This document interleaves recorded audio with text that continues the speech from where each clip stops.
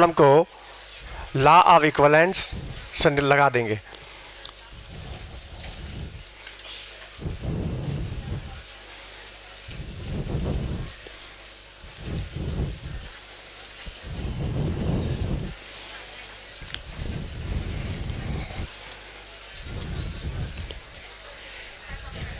इस टॉपिक में हम लोगों ने टाइप्स ऑफ रिएक्शन देख लिया है, टाइप्स ऑफ क्लीवेज, होमोलाइटिक हेटेरोलाइटिक जान लिया, और हेटेरोलाइटिक क्लीवेज किस वजह से होता है, इलेक्ट्रोफाइल न्यूक्लियोफाइल, इसको पहचान लिया।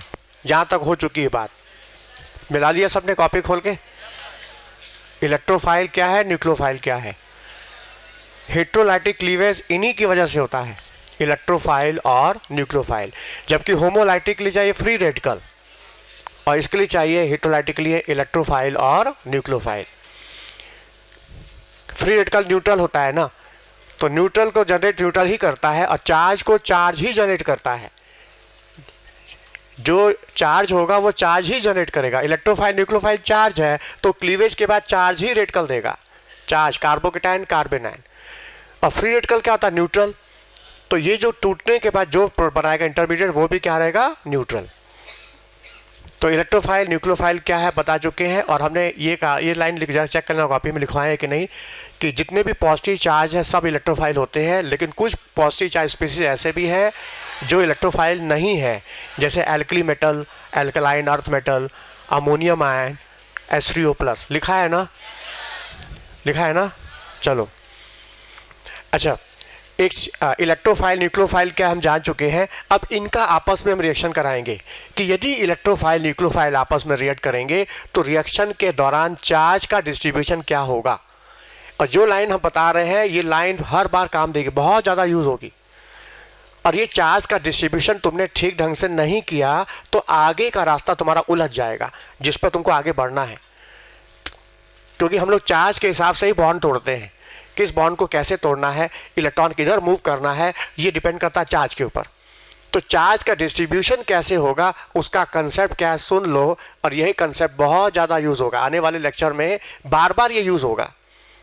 वो कंसेप्ट क्या है सुनो ध्यान से, लिखो, reaction between electrophile nucleophile. Electrophile nucleophile का आपस में क्या रिएक्शन है।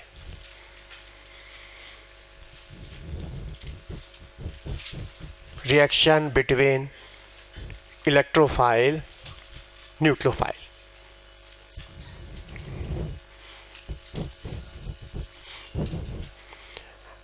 अब देखो, मान लो इलेक्ट्रोफाइल न्यूक्लियोफाइल दोनों चार्ज हैं और आपस में रिएक्ट कर रहे हैं।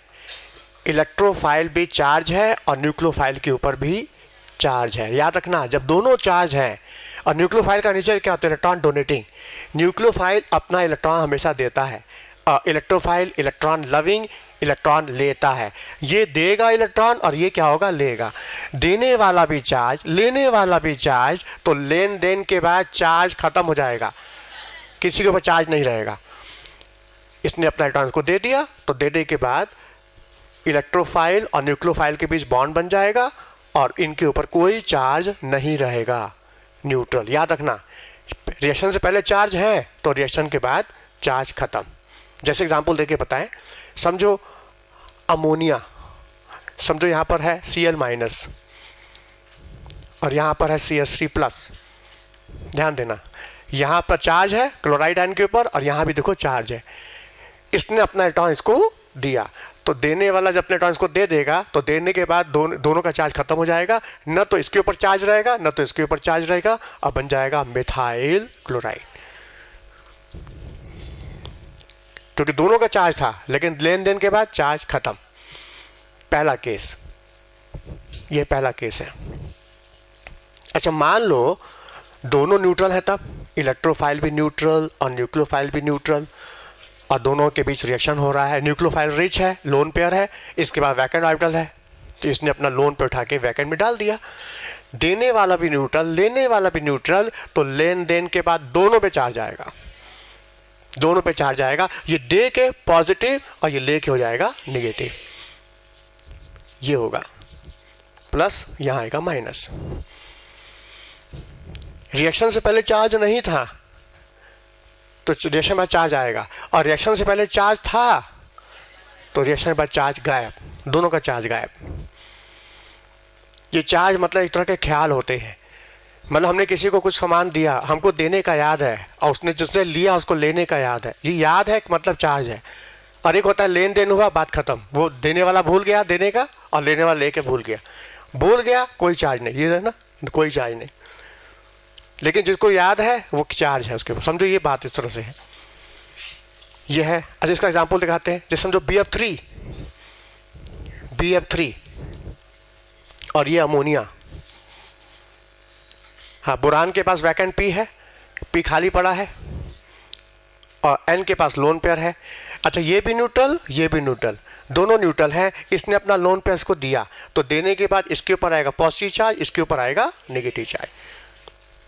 यानी जो प्रोडक्ट बनेगा उसमें BF3 यहाँ पर माइनस हो जाएगा और यहाँ पर हो जाएगा प्लस। यहाँ चार्ज दिखाएंगे हम। अब कहोगे चार्ज का फ़ायदा क्या है? फ़ायदा है, बहुत फ़ायदा है इसका। तुमने चार्ज उल्टा फुल्टा दिखा दिया ना तो तुम आगे का रास्ता मिलेगा ही नहीं तुमको, तुम फंस जाओगे आगे। अब जैसे अब तुमको पता चल गया कि इसके ऊपर नेगेटिव चार्ज आ रहा है, इसके ऊपर क्या आ रहा है? Positive charge. और याद करो हम पीरियाडिक प्रॉपर्टी के बारे में बोले थे, पीरियाडिक प्रॉपर्टी पढ़ाते समय ही बोल दिए थे कि जिस किसी एटम पर पॉजिटिव चार्ज आता है तो उसकी इलेक्ट्रोनेगेटिव बढ़ जाती है, और नेगेटिव चार्ज आता है तो घट जाती। तो देखो होगा क्या, जब यहाँ पॉजिटिव चार्ज आ गया है तो इस नाइट्रोजन की इलेक्ट्रोनेगेटिव पहले से बढ़ गई है, तब ये नाइट्रोजन हाइड्रोजन के इलेक्ट्रॉन को अपनी तरफ खींचेगा, और ये सिग्मा बॉन्ड इधर की ओर शिफ्ट करके पॉजिटिव चार्ज को सप्रेस करेगा, और यहाँ से H+ आयन बाहर आ जाएगा। अच्छा यहाँ पर नेगेटिव चार्ज आने से इसकी इलेक्ट्रोनेगेटिव कम हो गई, जबकि फ्लोरीन की ज़्यादा है, बोरान की कम है। मतलब बोरान पहले से कमज़ोर हो गया, बोरान में इलेक्ट्रॉन खींचने की जो ताकत है वो पहले से क्या हो गई? कम हो गई, जबकि फ्लोरीन की इलेक्ट्रोनेगेटिव ज़्यादा है। तो फ्लोरीन को पता चल गया कि बोरान कमज़ोर हो चुका है, तो फ्लोरीन अपनी ताकत का इस्तेमाल करते हुए हाई इलेक्ट्रोनेगेटिव होने की वजह से बोरान के इलेक्ट्रॉन को लेके चंपत हो जाएगा, भाग जाएगा। और जब भाग जाएगा तो इलेक्ट्रॉन लेके ना गया तो इसका बोरान का चार्ज खत्म। यानी कि BFNHH, इधर से H निकला, इधर से फ्लोराइड आयन निकला। हाँ एक हाइड्रोजन और होगा, ठीक। हाँ तो एक हाइड्रोजन निकला, 2 बचा ना, ये 2 बच गया। बोलो समझ में आया? ये आ गया, इधर से H निकला, इधर से F निकला। बोलो बात समझ में आया? तो करने का मतलब हमने चार्ज सही ढंग से देंगे तो हमको रास्ता मिलेगा किस बॉन्ड को तोड़ना है, किधर इलेक्ट्रॉन खिसकाना है। मान लो हम गलती से यहाँ नेगेटिव चार्ज दे देंगे ना तो आंसर उलट जाएगा फिर तो है ना। तो इसलिए जब भी देने वाला भी न्यूट्रल, लेने वाला भी न्यूट्रल, तो लेन देन के बाद देने वाले के ऊपर आएगा पॉजिटिव चार्ज और लेने वाले के ऊपर आ जाएगा नेगेटिव चार्ज। यह है दूसरा केस। समझ में आया? तीसरा केस, लेन देन हो रहा है इलेक्ट्रॉन का इलेक्ट्रोफाइल न्यूक्लियोफाइल के बीच, और चार्ज किसी एक पर है, दूसरे पर नहीं है। एक चार्ज दूसरा न्यूट्रल। ऐसे केस में क्या होगा कि लेन देन के बाद चार्ज उलट जाएगा, चार्ज दूसरे के ऊपर आ जाएगा। एग्जाम्पल देखो, समझो तीसरा केस है, इलेक्ट्रोफाइल चार्ज है और न्यूक्लियोफाइल न्यूट्रल है, कोई चार्ज नहीं। इलेक्ट्रोफाइल पे पॉजिटिव चार्ज है, न्यूक्लियोफाइल पे कोई चार्ज नहीं है। होगा क्या? न्यूक्लियोफाइल रिच होता है, वो अपना इलेक्ट्रॉन पुअर को देगा, और देने के बाद ये जो पॉजिटिव इलेक्ट्रोफाइल के ऊपर है वो न्यूक्लियोफाइल पे आएगा। मतलब जो मुसीबत इलेक्ट्रोफाइल के ऊपर थी अब वो आ जाएगी न्यूक्लियोफाइल के ऊपर, क्योंकि इसने चार्ज मतलब मुसीबत होता है, ध्यान रखना। किसी भी स्पीसीज पर चार्ज है समझना मुसीबत में है, वो अनस्टेबल है। और हर स्पीसीज जो भी चार्ज है वो अपने चार्ज को ख़त्म करना चाहता है, अपनी स्टेबिलिटी बढ़ाना चाहता है। कैसे? चार्ज डेंसिटी घटाने से। जितना चार्ज डेंसिटी घटाता जाएगा स्टेबिलिटी बढ़ती जाएगी। ये चार्ज मतलब ख्याल, दिन भर कोई ना कोई ख्याल चलते रहते हैं जिसमें हमारी एनर्जी लॉस होती है। तो यदि ख्याल फालतू के चलने बंद हो जाएंगे तो रिलैक्स महसूस करेंगे, शांति से बैठेंगे, पढ़ाई भी करेंगे, मन भी लगेगा, है कि नहीं? तो हर आदमी चाहता है मेरे अंदर फालतू ख्याल ना आए ताकि मेरी एनर्जी लॉस ना हो, तो अपने फालतू के ख्यालों को डाइवर्ट करता है, मतलब चार्ज डेंसिटी को घटाता है, स्टेबिलिटी को बढ़ाता है। यहाँ भी वही बात है। दो तरह के ख्याल होते हैं, पॉजिटिव निगेटिव, ये करें ना करें, जाएं ना जाएं, पॉजिटिव निगेटिव, है ना। तो दोनों चार्ज जितना कम होता जाएगा स्टेबिलिटी उतनी बढ़ेगी। आप एग्जांपल देखो, हाँ इसमें देखो, इस पर चार्ज था, इस पर न्यूट्रल था, तो इसने अपना लोन पर दिया तो चार्ज उलट गया। अब चार्ज पॉजिटिव आ जाएगा न्यूक्लियोफाइल के ऊपर, अब ये चार्ज आ गया न्यूक्लियोफाइल के ऊपर। जो चार्ज इलेक्ट्रोफाइल के ऊपर था, लेन देन के बाद चार्ज आ गया न्यूक्लियोफाइल के ऊपर, चार्ज उलट गया। एग्जाम्पल दिखाते हैं। समझो CH3+ पर हमने रिएक्शन कराया अमोनिया का, अमोनिया का।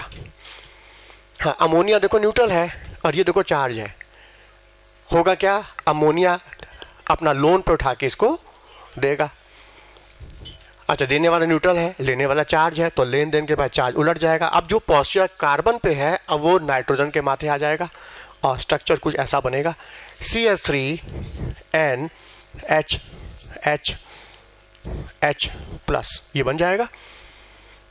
अब जो पॉजिटिव कार्बन के ऊपर था अब किसके ऊपर आ गया, नाइट्रोजन पर, चार्ज उलट गया। फिर इससे फायदा क्या है, फायदा क्या है, ठीक है हमने चार्ज सही से बनाया, आपकी बात मान लिया, फायदा क्या है, फायदा ये हुआ ये तुमको पता चल गया कि N पर पॉजिटिव आ चुका है, मतलब नाइट्रोजन की इलेक्ट्रोनेगेटिव पहले से बढ़ गई है। अब ये नाइट्रोजन हाई इलेक्ट्रोनेगेटिव होने की वजह से ये हाइड्रोजन के इलेक्ट्रॉन को अपनी तरफ और ये इतना खींचेगा कि पूरा सिग्मा इलेक्ट्रॉन N की तरफ आ जाएगा और यहाँ से H+ आयन बाहर आ जाएगा और बन जाएगा CH3NH2 और H+ आयन गया।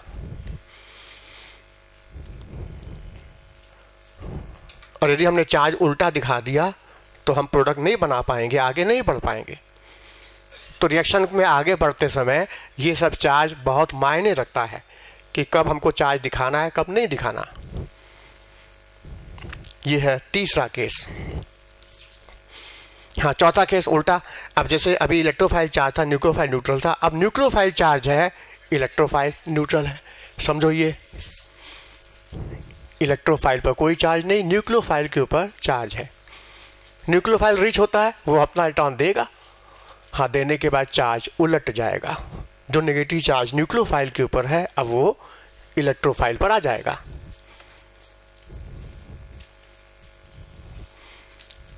इसने अपने नेगेटिव चार्ज को इलेक्ट्रोफाइल को दे दिया। अब वो चार्ज जो न्यूक्लियोफाइल के ऊपर था अब इलेक्ट्रोफाइल के ऊपर आ गया। मतलब अपने ख्यालों को हम अपने पेरेंट्स को दे देते हैं तो खाली हो जाते हैं, हम तो खाली हो जाते हैं लेकिन वो परेशान में आते हैं, वो तुम्हारी परेशानी से वो खुद परेशान होते हैं। मतलब तुमने अपने ख्यालों को, अपनी प्रॉब्लम को अपने पेरेंट्स को दे दिया तो अपने तो रिलैक्स में आ गए, लेकिन वो तुम्हारी समस्याओं को लेके चार्ज में रहते हैं, ख्यालों में रहते हैं। बोलो बात समझ, लेकिन तुमने ट्रांसफ़र कर दिया, ख्यालों को ट्रांसफ़र कर दिया। अब ट्रांसफ़र किस पर हो गया, इलेक्ट्रोफाइल के ऊपर। फायदा क्या है, एग्जाम्पल देखो। हाँ इलेक्ट्रोफाइल न्यूट्रल, इलेक्ट्रोफाइल न्यूट्रल समझो BF3 न्यूट्रल और न्यूक्लियोफाइल चार्ज, ये है चार्ज। क्या होगा देखो ध्यान से। हाँ ये फ्लोराइड आयन ने अपना इलेक्ट्रॉन इसको दे दिया। अब देने के बाद ये जो नेगेटिव चार्ज जो है अब किस पर आ जाएगा, बोरान पर, और बन जाएगा BF4-। अब ये नेगेटिव चार्ज किसके ऊपर है, बोरान के ऊपर है। इसने दिया, इसने लिया, देने वाला चार्ज, लेने वाला न्यूट्रल, चार्ज उलट गया। अब ये नेगेटिव चार्ज बोरान के ऊपर आ गया। इसका स्ट्रक्चर ये हो जाएगा BF4-। अब इसी माइनस चार्ज को हम पूरा ब्रैकेट में बाहर दिखा दे रहे हैं, ये चार्ज बोरान के ऊपर। अब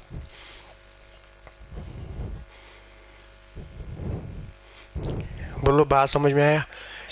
तो ये चार्ज का डिस्ट्रीब्यूशन कैसे करना है हमने एक बार सुनाया है, अब दोबारा नहीं सुनाएंगे। अब जब भी आएगा चार्ज दिखाते जाएंगे, रिएक्शन आगे भगाते जाएंगे। और चार्ज कैसे दे रहा है एक बार बताया बस।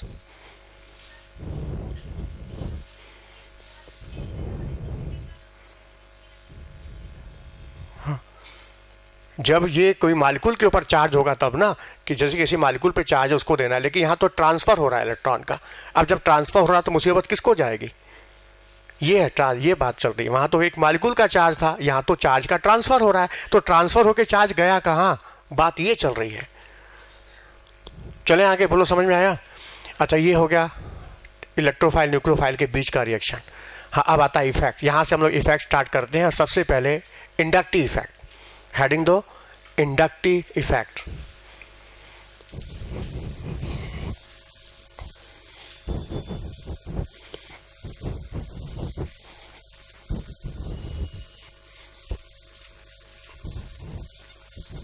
इंडक्टिव इफेक्ट,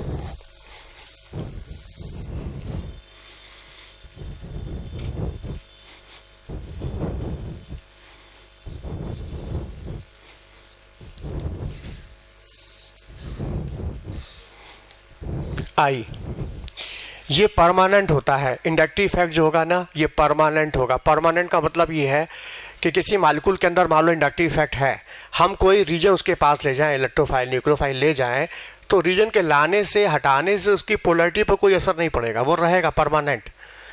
ये इफेक्ट परमानेंट रहेगा, किसी के आने से या जाने से उस पर कोई असर नहीं पड़ेगा, इसलिए उसको बोलते हैं परमानेंट। तो इंडक्टिव इफेक्ट क्या हुआ, परमानेंट। लिखो इधर परमानेंट इफेक्ट।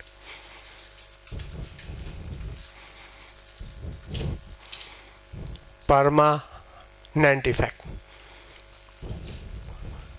ये इफेक्ट मिलेगा कहां, उस मॉलिक्यूल में मिलेगा जहां कार्बन की चेन हो और चेन के एंड पर कोई ग्रुप लगा हो, ऐसा ग्रुप जिसकी इलेक्ट्रोनेगेटिव कार्बन से डिफरेंट हो। ठीक है, OH group, cyano group, nitro group, aldehyde group, methyl group, कोई हेलोजन, कुछ भी लगा दो, किसी भी ग्रुप के लग जाने से इस कार्बन पर चार्ज आएगा। समझो, एग्जांपल देके बताएं। हमने क्लोरीन लगाया, चलो क्लोरीन लगा दिया, इस क्लोरीन की वजह से इस कार्बन पर चार्ज आएगा।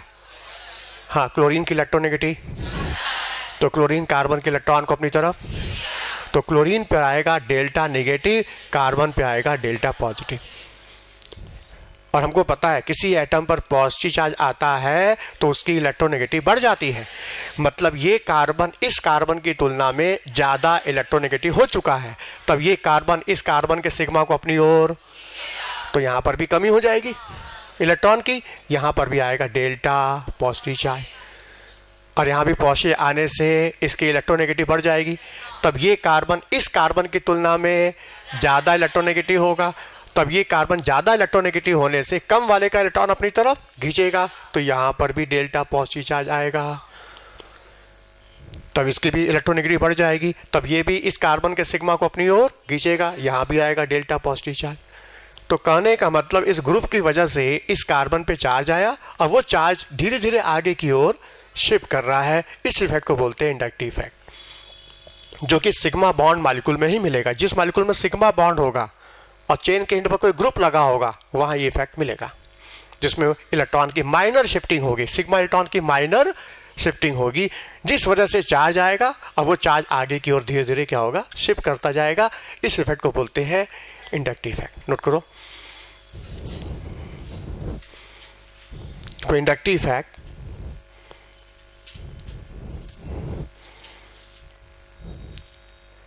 when polarity induce on the carbon atom, in inductive effect when polarity induce on the carbon atom, polarity induce on the carbon atom due to substituent attached to it, due to substituent attached to it,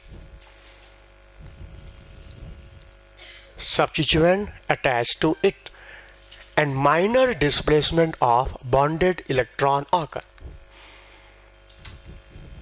Minor displacement of bonded electron occur. Minor displacement of bonded electron occur due to difference in electronegativity. Due to difference in electronegativity.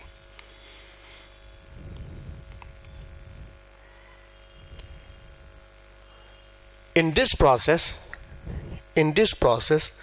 electron shifting occur through sigma bond.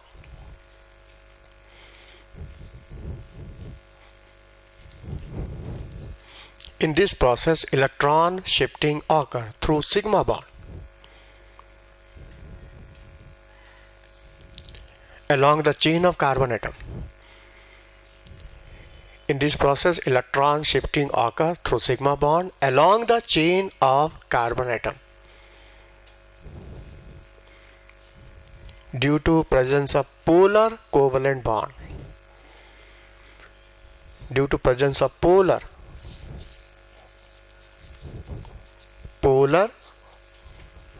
covalent bond. Due to presence of polar covalent bond. और ये effect दूरी पर depend करता है. दूरी जैसे देखो दूरी बढ़ती जाएगी, पॉजिटिव चार्ज की इंटेंसिटी देखो घट रही है. तो देखो क्लोरीन नजदीक वाले कार्बन पे पॉजिटिव चार्ज इंटेंसिटी ज्यादा है, और देखो जहां दूरी बढ़ गई इंटेंसिटी क्या हो गई, घट गई. मतलब ये इफेक्ट दूरी पर डिपेंड करता है. और देखा गया है 3 या 4 कार्बन के बाद ये इफेक्ट खत्म हो जाता है. 3-4 कार्बन तक होता है लगभग. देखो inductive effect depends upon distance. Inductive effect depends upon distance. ये दूरी पर डिपेंड करता है. Inductive effect depends upon distance.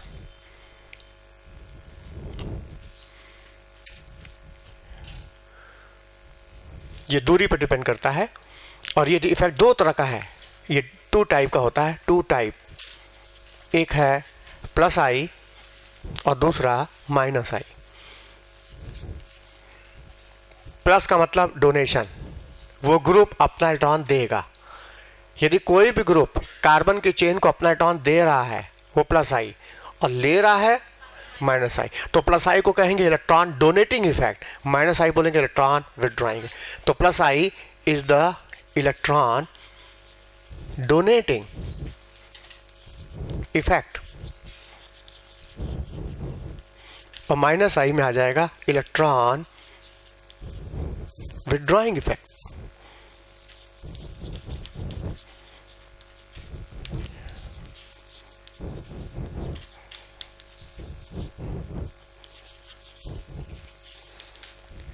Plus आई इलेक्ट्रॉन डोनेटिंग, माइनस आई इलेक्ट्रॉन विड्रॉइंग. और सारे ग्रुप को इस 2 क्लास में डिवाइड किया, प्लस और माइनस आई में. और किस आधार पर? आखिर सारे ग्रुप को प्लस आई माइनस आई के आधार पर डिवाइड किया है तुम्हारी बुक में. तो किस आधार पर? With reference to hydrogen. Hydrogen के रेस्पेक्ट में डिवीजन किया गया है. और ये कहा गया ऐसा कोई भी ग्रुप जिसमें इलेक्ट्रॉन खींचने की ताकत हाइड्रोजन से ज़्यादा है उसको माइनस में रख दिया गया, और ऐसा कोई भी ग्रुप जिसमें इलेक्ट्रॉन खींचने की ताकत हाइड्रोजन से कम है उसको रख दिया प्लस आई में. तो हाइड्रोजन को रेफरेंस बना करके स्केल बना दी गई, प्लस आई और माइनस आई, उसका 0 पॉइंट पर रख दिया हाइड्रोजन. तो हाइड्रोजन क्या हो गया? रेफरेंस. रेफरेंस देखो, according to reference hydrogen, according to reference hydrogen atom,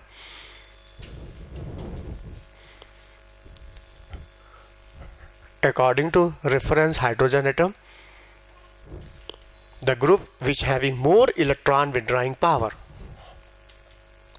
the group which having more electron withdrawing power than hydrogen, the group which having more electron withdrawing power than hydrogen, the group which having more electron withdrawing power than hydrogen, classify minus I. The group which having more electron withdrawing power than hydrogen, classify as a minus I. जिसमें electron खींचने की ताकत hydrogen से ज्यादा है minus I, और जिसमें कम है प्लस आई. अच्छा बताओ क्लोरीन किस में आएगा?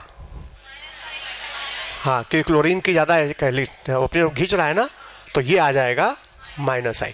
अच्छा क्लोरीन माइनस आई में आता है, और मिथाइल ग्रुप जो होता है ना वो प्लस आई में आता है. क्यों आता है प्लस आई में? किताब में लिखा है. हाँ, मिथाइल ग्रुप लिखा है प्लस आई, लिखो methyl group is the plus I, methyl group plus I लिखा है बुक में. तो क्यों लिखा है प्लस आई, कैसे लिखा है? तो जवाब क्या देखो, कार्बन की इलेक्ट्रोनेगेटिव होती 2.5 और हाइड्रोजन की होती 2.1. ये बात हम तुम लोगों को लिखवाए थे पीरियोडिक प्रॉपर्टी में. कहा था याद कर लो कुछ एलिमेंट की इलेक्ट्रोनेगेटिव वक्त पे काम देगा. तो हमने कार्बन की 2.5 लिखवाई, हाइड्रोजन की 2.1 लिखवाई है।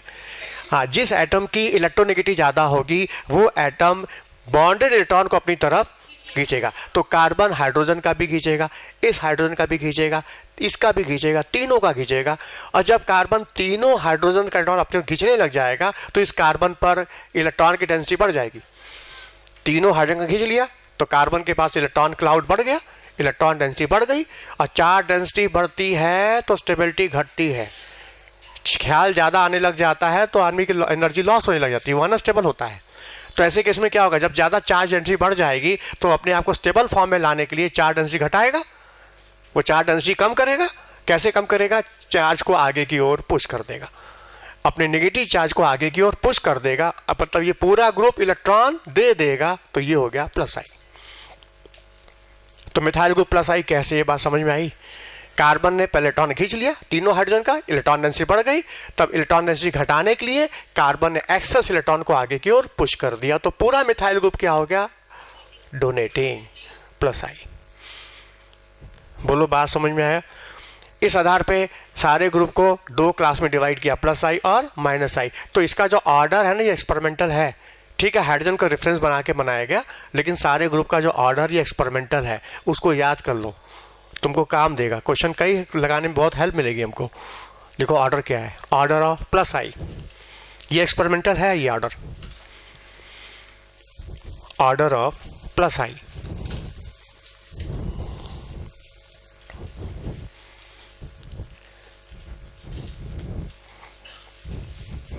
Order of plus I. हाँ देखो, अभी हमने बोला ना कि मिथाइल ग्रुप में इलेक्ट्रॉन देने की पावर हाइड्रोजन से ज़्यादा है। कोई बात नहीं करो, सामने हमसे बात करो, केवल आपस में कोई लिंक नहीं। जब हमने अपने से बात की छूट दी है तो आपस में कोई बात नहीं करना, नहीं तो फिर हम सुविधा बंद कर देंगे, फिर वन वे ट्रैफिक चलाएंगे, बस वन वे ट्रैफिक। मेरी भाषा समझ में आती है ना। अब सीधा कथा सुनाते जाएंगे, भागते चले जाएंगे सीधे, फिर पकड़ चुके हमको कोई भी। देखो सामने, हम मिथाइल ग्रुप क्या प्लस आई है। अच्छा मान लो हम यहाँ H हटा के मिथाइल ग्रुप लगा दे एक ठो, मतलब इस तरह से, तो अब बताओ इसमें इलेक्ट्रॉन देने की क्षमता पहले से बढ़ जाएगी घट जाएगी, क्योंकि अकेले कार्बन खींच के इलेक्ट्रॉन क्लाउड इकट्ठा किया है। ये भी जब दे देगा तो इस पर इलेक्ट्रॉन डेंसिटी और बढ़ जाएगी, तब ये एक्सेस इलेक्ट्रॉन को आगे को ज़्यादा पुश करेगा, तो इसमें इलेक्ट्रॉन देने की पावर इससे भी ज़्यादा हो गई। अच्छा एक मिथाइल ग्रुप और लगा दे तो ज़्यादा रोटेटिंग पावर बढ़ जाएगी। ये है देखो, ये है मिथाइल, ये क्या हो गया एथाइल, ये हो गया आइसोप्रोपाइल, और इससे भी ज़्यादा हो गया टर्सीब्यूटाइल। अब ये तीन मिथाइल ग्रुप अपना इलेक्ट्रॉन कार्बन को देंगे तो कार्बन पे electron cloud, electron density in सबसे भी ज़्यादा हो जाएगी, तब ये एक्सेस इलेक्ट्रॉन क्लाउड को आगे की ओर पुश करेगा, तो इसमें इलेक्ट्रॉन देने की पावर इन सबसे ज़्यादा। बोलो क्लियर। अच्छा याद करो, हमने कहा था कि जब किसी एटम पर नेगेटिव चार्ज आता है तो उसकी इलेक्ट्रोनेगेटिव कम हो जाती है। वैसे ऑक्सीजन कार्बन से ज़्यादा इलेक्ट्रोनेगेटिव है।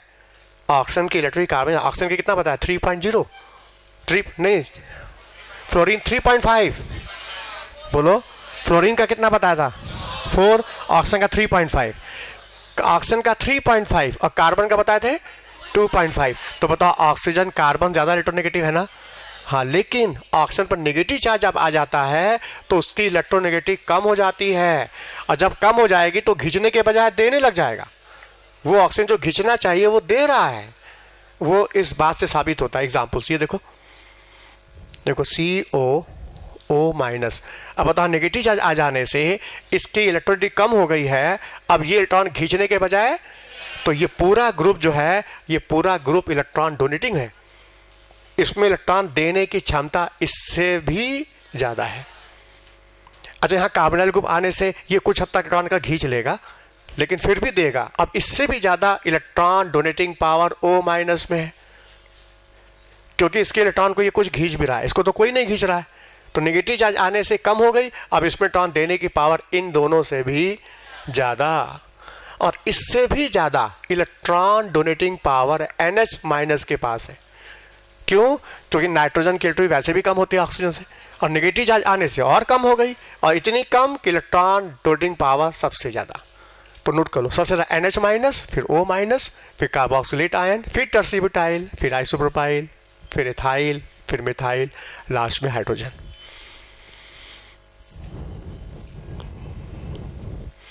नोट कर लिया इसको, ठीक साफ साफ लिख देंगे, समझ में आ रहा है।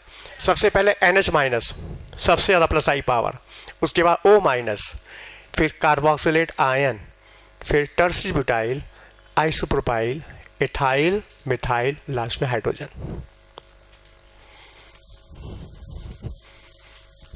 ये ऑर्डर है प्लस आई का। माइनस आई का ऑर्डर, इलेक्ट्रॉन विड्रॉइंग का ऑर्डर क्या होगा, नोट करो।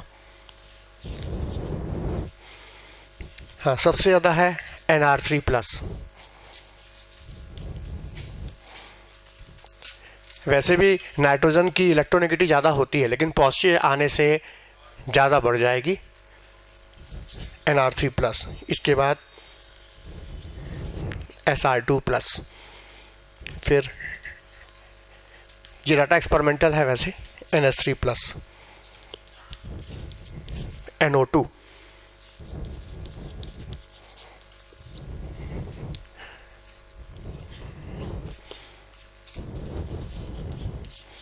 Cyanide, carboxylate, carboxylic acid, fluoro, chloro, bromo, iodo,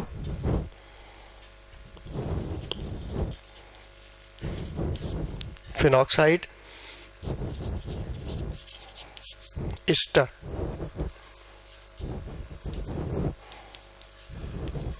alkoxide,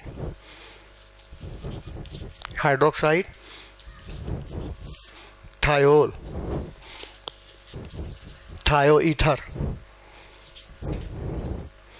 phenyl, नहीं दिखाई दे रहा है,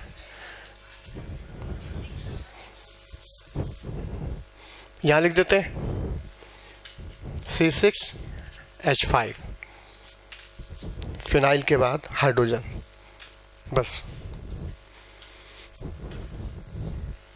फिनाइल पे माइनस आई में आता है।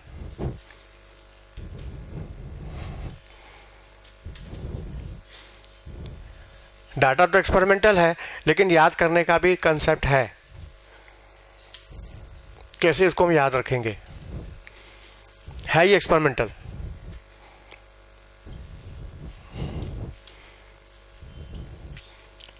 तो देखो, नेगेटिव स्केल का एकदम हाईएस्ट वैल्यू हो गया, 0 पे आके फिर पॉजिटिव शुरू हो गया, यहाँ से पॉजिटिव शुरू हो गया। तो स्केल का होता है ना, एक होगा पॉजिटिव, एक 0, माइनस आई। तो माइनस आई में सबसे टॉप बॉटम पर ही आएगा, और प्लस आई में क्या आएगा, ये आ जाएगा। और हाइड्रोजन क्या है, रेफरेंस हो गया। तो हाइड्रोजन रेफरेंस, देखो इसका लास्ट पॉइंट हाइड्रोजन है, और इसका भी लास्ट क्या, हाइड्रोजन। इसके बाद फिर पॉजिटिव स्केल शुरू हो गई ना। तो ये जो स्केल बनाई गई है हाइड्रोजन के रेफरेंस में बनाई गई है, विथ रेस्पेक्ट टू हाइड्रोजन। जिस ग्रुप में इलेक्ट्रॉन खींचने की ताकत हाइड्रोजन से ज़्यादा है उसको माइनस में रख दिया, और जिसमें कम है उसको प्लस में रख दिया। हाइड्रोजन को रेफरेंस बना दिया गया। अच्छा, यहाँ पर इन सबको आगे क्यों रखा गया, क्योंकि पॉजिटिव चार्ज है, और हमने बोला पॉजिटिव चार्ज आने से इलेक्ट्रोनेगेटिव बढ़ती है। तो ये नाइट्रोजन इससे भी ज़्यादा इलेक्ट्रोनेगेटिव है, इसमें खींचने की पावर ज़्यादा है, इसलिए माइनस आई में आगे रखा गया इनको। अच्छा, फ्लोरीन को क्यों आगे रखा गया क्लोरीन की तुलना में, क्योंकि फ्लोरीन की इलेक्ट्रोनेगेटिव, प्रोटॉन खींचने की ताकत ज़्यादा, माइनस आई पावर ज़्यादा। अच्छा, फिनाइल को क्यों रखा गया एल्काइल के आगे, फिनाइल का जो कार्बन होता है ना वो sp2 होता है, और मिथाइल का कार्बन क्या होता है, sp3 होता है। ये कार्बन जो है ना फिनाइल, देखो ये फिनाइल, ये है phenyl, this carbon is sp2। तो ये कार्बन sp2 है, जबकि ये कार्बन sp3 है। तो इसका s कैरेक्टर इलेक्ट्रोनेगेटिव, प्रोटॉन खींचने की ताकत ज्यादा। तो ये हो गया माइनस आई, और ये सब हो गया प्लस आई।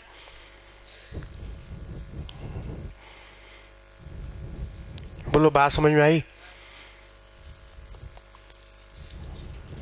तो ये याद कर लेना, ये माइनस आई का ऑर्डर है, ये प्लस आई, और हाइड्रोजन क्या है, 0।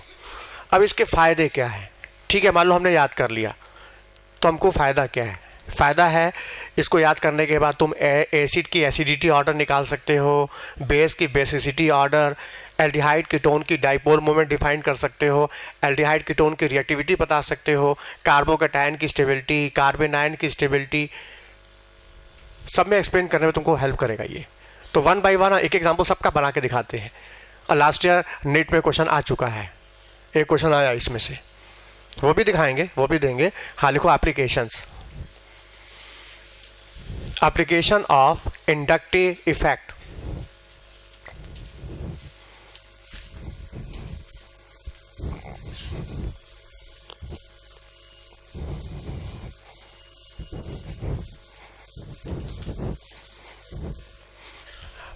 सबसे पहले एसिडिटी, एसिडिटी, एसिड की एसिडिटी पर क्वेश्चन आया है, तो उसको इंडक्टिव इफेक्ट से कैसे एक्सप्लेन करना है, उसके एग्जाम्पल क्या है वो हम दिखाते हैं। लेकिन याद रखना अभी हम एसिडिटी डिफाइन कर रहे हैं इंडक्टिव इफेक्ट से। याद करना एसिडिटी में इंडक्टिव इफेक्ट के अलावा और भी इफेक्ट काम करता है, ठीक है। इंडक्टिव इफेक्ट भी है, रिजोनेंस इफेक्ट लगता है, अर्थो इफेक्ट लगता है। तो हम क्या कर रहे हैं, पहले सारे इफेक्ट समझाते जाएंगे, ठीक है। जो इफेक्ट इंडक्टिव संबंधित होगा वहाँ समझाएंगे, अर्थों का आगे चल के समझाएंगे, रिजोनेंस का आगे चल के समझाएंगे, और लास्ट में जाके सबको मिला देंगे। बात समझ में आया? वो जो मिला देंगे वो फाइनल टच हो जाएगा। बोलो समझ में आया? तो अभी हम इंडक्टिव इफेक्ट बता रहे हैं, उसके रेस्पेक्ट में बात कर रहे हैं। और जैसे अब समझो कोई एसिड है, जैसे कार्बोक्सिलिक एसिड है, ये अपना H+ देगा, लेकिन क्यों देगा जरा सोचो, ये H+ क्यों रिलीज करेगा? एसिड का मतलब क्या है? H+ donor. कोई भी एसिड है मतलब H+ दे रहा है, तो यहाँ से H+ क्या हो रहा है, रिलीज हो रहा है। मतलब ये हाइड्रोजन अपना इलेक्ट्रॉन छोड़ के आ रहा है, क्योंकि ये ऑक्सीजन इलेक्ट्रॉन का खींच रहा है अपनी तरफ, है कि नहीं? जब ये ऑक्सीजन इसका इलेक्ट्रॉन खींचेगा तभी ना पोलराइज होगा, तब ना H+ आएगा। अब ये क्यों खींचेगा ऑक्सीजन? जब यहाँ पे इलेक्ट्रॉन की कमी होगी, इस ऑक्सीजन पर जितना इलेक्ट्रॉन की कमी होती जाएगी, ये इलेक्ट्रॉन इसका अपना खींचता जाएगा, और यहाँ से H+ क्या होगा, निकलता जाएगा।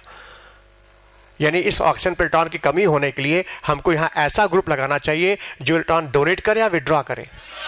हाँ, ऐसा कोई भी ग्रुप लगाए जो इलेक्ट्रॉन अपनी ओर खींचे।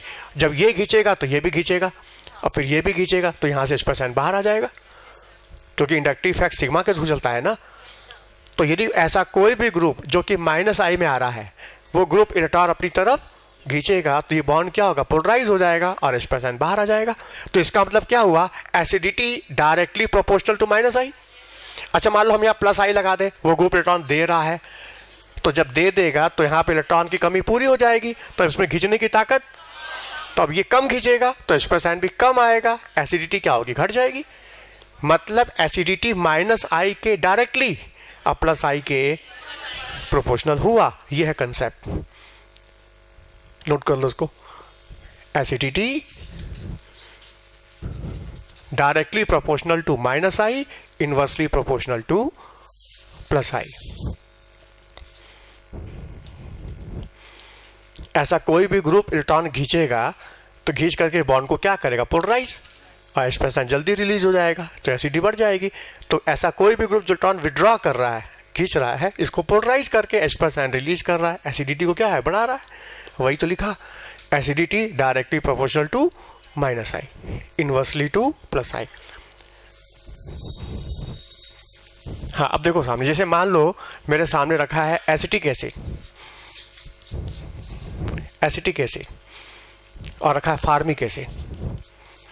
हाँ, पूछ रहा है इनमें कौन स्ट्रॉन्ग एसिड होगा, बताइए। ये कॉमन है ना, याद रखना जो चीज कॉमन होती है वहां ध्यान मत दिया करो, ध्यान वो दो जो वेरिएबल हो, आंसर वहां छिपा रहता है।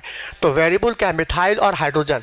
हाँ, मिथाइल आता है +I, हाइड्रोजन किस में होगा, -I, और डोनेटिंग ग्रुप एसिडिटी को घटाता है, और विड्रॉइंग ग्रुप एसिडिटी को बढ़ाता है। तो यानी कि formic acid stronger acid and acetic acid.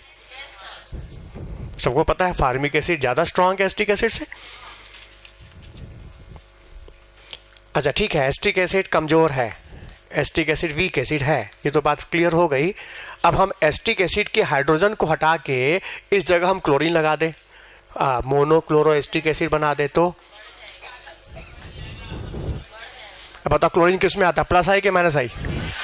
तो ये इलेक्ट्रॉन विड्रॉ करके इसकी पोलैरिटी को बढ़ाएगा, जब ये खींचेगा तो ये भी खींचेगा, तो ये भी खींचेगा, ये क्या होगा, पोलर खींचेगा, तो इसकी एसिडिटी क्या होगी, बढ़ जाएगी।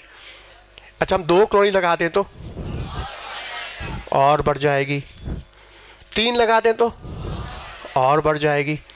इसका मतलब क्या हुआ कि trichloro acetic acid stronger than dichloro, और डाईक्लोरो स्ट्रॉन्गर देन मोनोक्लोरो, और monochloro stronger than acetic acid. तो जितना ज़्यादा विड्रॉइंग ग्रुप लगाते जाएंगे एसिडिटी क्या होगी, बढ़ती जाएगी।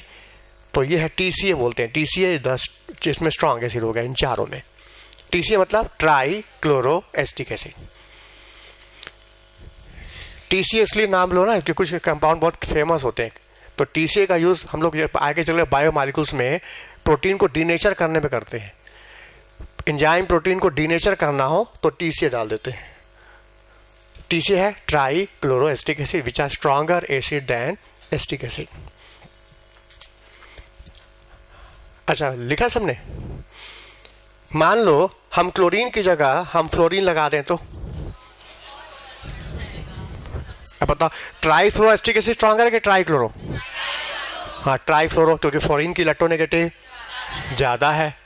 तो trifluoro acetic acid stronger acid than trichloro acetic acid.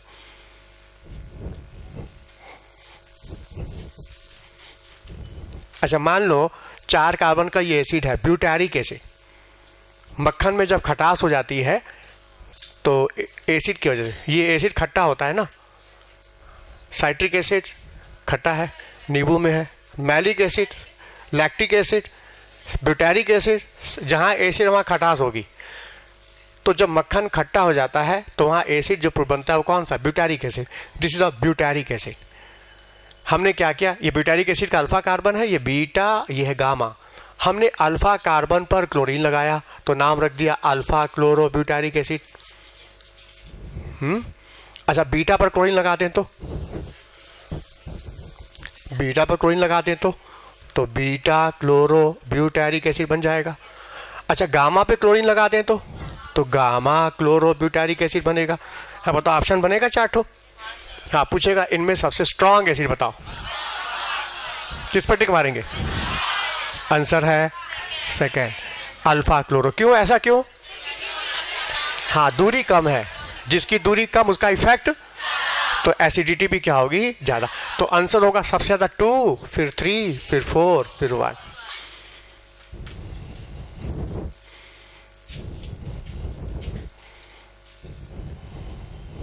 बोलो, बात समझ में आई? आया ना, नोट किया?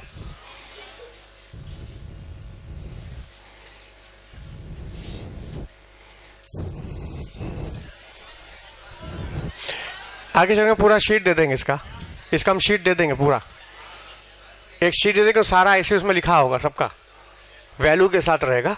ये तो मैं अभी ऑर्डर बना रहे हैं ना, आगे चल के पूरी वैल्यू के साथ दे देंगे हम, डाटा सब रहेगा उसमें। ये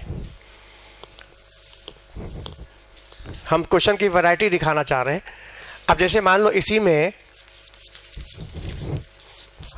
अब देखो यहाँ पर अल्फा क्लोरो है, अब हम यहाँ अल्फा नाइट्रो लगा देते हैं। अब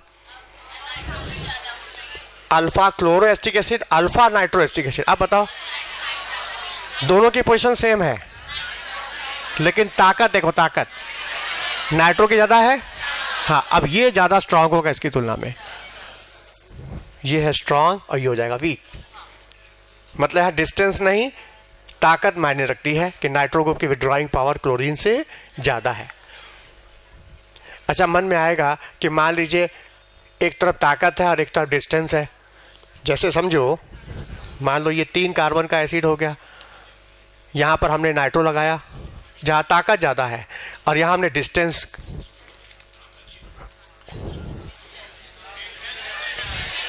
देखो डिस्टेंस और एक है ताकत। हम महत्व किसको दें, डिस्टेंस को कि ताकत को? हाँ, डिस्टेंस को महत्व ज़्यादा दो, डिस्टेंस का महत्व ताकत से ज़्यादा है। तो मतलब ये ज़्यादा स्ट्रॉन्ग एसिड हुआ, इससे नोट कर लो। डिस्टेंस स्ट्रेंथ के ऊपर डोमिनेंट होता है।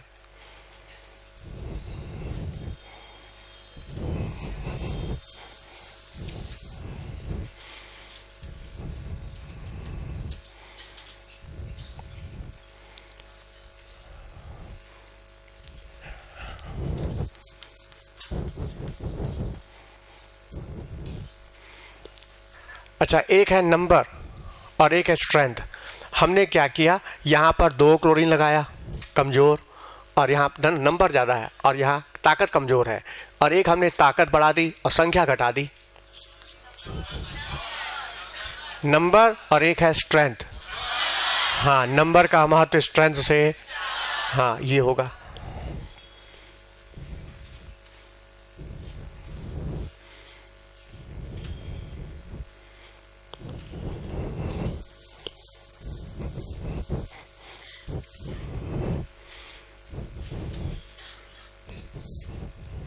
अच्छा, मान लो क्वेश्चन ऐसे आया,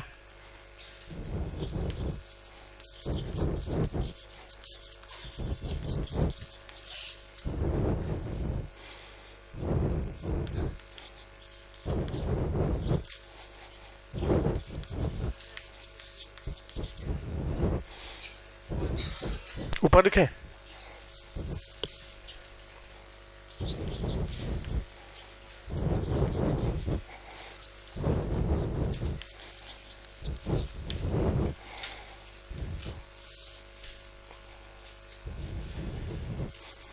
हाँ, ए बी सी।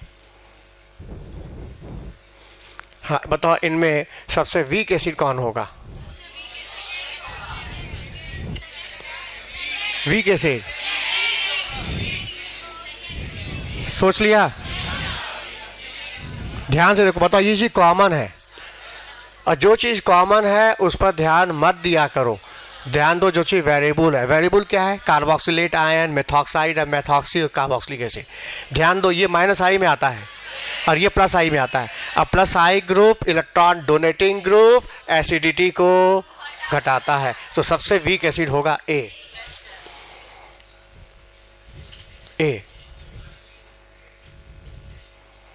देखो ऑर्डर देखो, +I में लिखवाए हैं।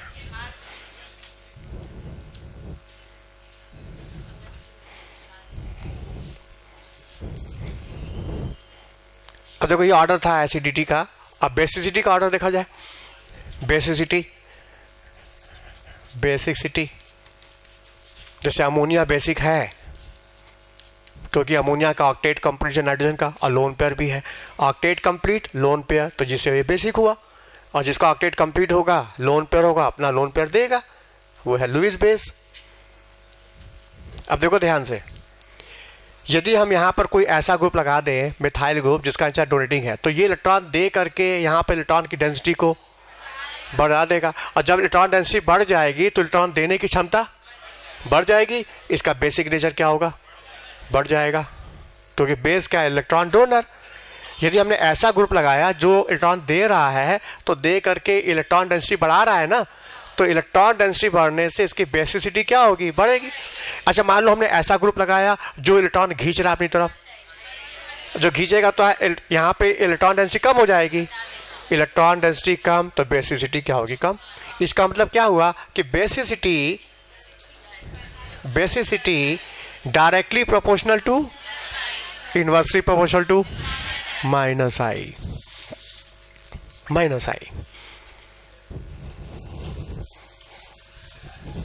बातें नहीं। अच्छा, जो एग्जाम में आया था ना अभी नेट में क्वेश्चन, वो ये आया था CH3 C triple bond CH, HC triple bond CH, CH2 double bond CH2 और CH3 1 2 3 4।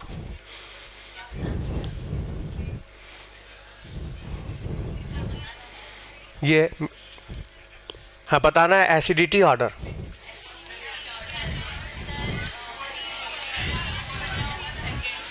सोच लो फिर अपने से मेरे को मिलाओ। सोच लिया? अब देखो, ये कार्बन sp है, ये भी sp, ये sp2, ये sp3, और हमको पता है जिसका s कैरेक्टर ज़्यादा उसकी इलेक्ट्रोनेगेटिव ज़्यादा, इलेक्ट्रॉन खींचने की पावर ज़्यादा, और -I पावर एसिडिटी को बढ़ाता है। तो पता है इसमें s कैरेक्टर ज़्यादा है, इलेक्ट्रोनेगेटिव ज़्यादा, इलेक्ट्रॉन खींचने की ताकत, तो इन दोनों की एसिडिटी ज़्यादा इनकी तुलना में। तो आंसर 1 2 में होना चाहिए, लेकिन हम देख क्या रहे हैं 1 2 में ये कॉमन है, ये मिथाइल और ये हाइड्रोजन है, बताइए किसमें आता प्लस आई और ये आता माइनस आई। अब माइनस आई ग्रुप एसिडिटी को बढ़ाता है, सबसे आएगा 2, 2 के बाद अच्छा 1 के बाद 3 के बाद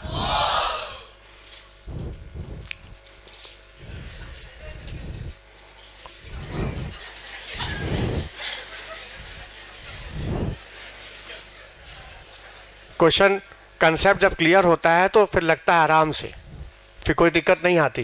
लेकिन तो क्वेश्चन देख के घबरा जाते हैं कि हमने आज तक देखा ही नहीं। कितना उतारोगे, बहुत सारे हैं, तो उतारने के चक्कर में मेरी स्पीड स्लो हो जाएगी। कंसेप्ट को पकड़ो ना, ये इसको पकड़ो बस, ये ऐसे का हमें 10 एग्जाम्पल और बना देंगे। वैसे ही एग्जाम्पल तो बहुत बन जाएंगे। मेरी बात समझो, हम जो कहना चाह रहे हैं, कंसेप्ट को पकड़ो और कंसेप्ट पकड़ के क्वेश्चन लगा के चेक करते जाओ, क्योंकि अगले साल एग्जाम्पल तो बदल जाएगा ना। और क्या, तो यानी कि बेसिसिटी प्लस आई के डायरेक्टली और माइनस आई के इनवर्सली। अब जैसे अमोनिया बेसिक है, ये तो क्लियर है। हमने एक मिथाइल ग्रुप लगाया तो इसकी बेसिसिटी क्या हो गई, बढ़ जाएगी, क्योंकि मिथाइल ग्रुप प्लस आई से इलेक्ट्रॉन दे करके लोन पेयर की डेंसिटी को बढ़ाएगा। तो ये प्राइमरी अमाइन ज़्यादा बेसिक हुआ। ये मिथाइल मतलब primary amine is more basic than ammonia. ये बात तो सबको समझ में आ गई। अच्छा, हमने 2 मिथाइल ग्रुप लगा दिया, सेकेंडरी अमाइन बना लिया। अब इसकी बेसिसिटी और ज़्यादा हो जाएगी, तो secondary amine more basic than primary amine, अब primary amine more basic than ammonia. बात समझ में आई। अच्छा, फिर हमने एक मिथाइल और लगाया, टर्सरी अमाइन बनाया, this is a tertiary amine. वैसे इंडक्टिव इफेक्ट के अनुसार तो इसका बेसिक नेचर टर्सरी का सेकेंडरी से भी ज़्यादा होना चाहिए, लेकिन बुक में डाटा दिया है कि ये वीक बेस है, होना चाहिए ज़्यादा, लेकिन लिखा है वीक बेस है। और ऑर्डर बेसिसिटी का ये लिखा है किताब में, बेसिसिटी का जो ऑर्डर है अमाइन का, सबसे ज़्यादा सेकेंडरी, फिर प्राइमरी, फिर टर्सरी और फिर लास्ट में अमोनिया। मतलब कंसेप्ट के अनुसार टर्सरी आगे होना चाहिए था, फिर सेकेंडरी, फिर प्राइमरी, फिर अमोनिया होना ये चाहिए था, जबकि बुक में डाटा जो रिपोर्टेड है उसमें टर्सरी पीछे हो गया, जिसको होना चाहिए था सबसे आगे। जवाब ये है, ये जो बेसिसिटी ऑर्डर है, जितने भी रिएक्शंस होते हैं एसिड बेस के, सब वाटर में होते हैं। Water is the universal solvent. तो ये ऑर्डर जो है ये वाटर यूनिवर्सल सॉल्वेंट में डिफाइन किया गया। सारे ऑर्डर वाटर में ही होते हैं, क्योंकि सारे रिएक्शन नॉर्मली वाटर में ही कराए जाते हैं। तो ये आंसर भी वाटर के अंदर रिपोर्टेड है। और वाटर में होगा क्या, ये बेस के ऊपर वाटर के पहली बात फिल्म बन जाती है। एक तो वाटर हाइड्रोजन बॉन्ड बनाएगा ना इनके साथ, जिस सब हाइड्रोजन बॉन्ड बनाते हैं ना, तो ये वाटर को, ये मालिक्यूल वाटर से घिर जाएगा, पहली बात। दूसरी बात क्या देखो सामने, दूसरी बात ये है कि टर्सरी अमाइन में जो नाइट्रोजन है ये sp3 है। देखो ध्यान से देखो, this atom sp3, 1 sigma, 2 sigma, 3 sigma, lone pair. तो इसका मतलब नाइट्रोजन से जो 3 बॉन्ड का जो अरेंजमेंट है ये टेट्राहेड्रल है। ज्योमेट्री क्या है, टेट्राहेड्रल। शेप इसका पिरामिडल है, लेकिन ज्योमेट्री तो टेट्राहेड्रल है ना। तो नाइट्रोजन से लगे 3 सिग्मा और एक लोन पेयर का जो अरेंजमेंट है वो 3D है, 3D, 3 डायमेंशनल टेट्राहेड्रल होता है। जैसे एक मिथाइल, दूसरा मिथाइल, तीसरा मिथाइल और यहां पर लोन पेयर। अब देखो, इसने भी अपना लोन पेयर दिया, मिथाइल ने भी अपना इलेक्ट्रॉन इंडक्टिव इफेक्ट से दिया, इसने भी दिया, इसने भी दिया, और तीनों मिथाइल इलेक्ट्रॉन दे करके यहां पे इलेक्ट्रॉन डेंसिटी बढ़ाते हैं, बढ़ता भी है। यहाँ पे इलेक्ट्रॉन डेंसिटी बढ़ जाती है, तब नाइट्रोजन अपना लोन पेयर देने की कोशिश करता है, और जब ये लोन पेयर बाहर निकलने की कोशिश करेगा तो ये मिथाइल ग्रुप इस लोन पेयर को अंदर पुश कर देगा। इधर से निकलेगा तो ये पुश कर देगा, इधर से निकलेगा तो ये पुश कर देगा। मतलब ये 3 बल्कि ग्रुप, 3 मिथाइल ग्रुप इस लोन पेयर को बाहर निकलने नहीं दे रहे। लोन पेयर निकलना चाहता है, ये नाइट्रोजन अपना लोन पेयर देना चाहता है, लेकिन 3 बल्कि ग्रुप, 3 मिथाइल ग्रुप चारों तरफ उसको घेर लिए हैं। और इसकी वजह से ये मिथाइल ग्रुप लोन पेयर को अंदर पुश कर दे रहे हैं, जिस वजह से लोन पेयर बाहर निकल नहीं पा रहा है, सामने वाले को मिल नहीं पा रहा है, इसकी बेसिसिटी क्या हो गई, कम हो गई। इसको बोलते हैं स्टेरिक इफेक्ट या बल्की इफेक्ट। बल्की मतलब बड़ा, तो मिथाइल ग्रुप बड़ा होने की वजह से, बल्की ग्रुप होने की वजह से यहाँ स्टेरिक इफेक्ट लग जाएगा, और स्टेरिक इफेक्ट की वजह से secondary amine less basic than, sorry tertiary amine less basic than secondary amine. Note करो, tertiary amine less basic than secondary.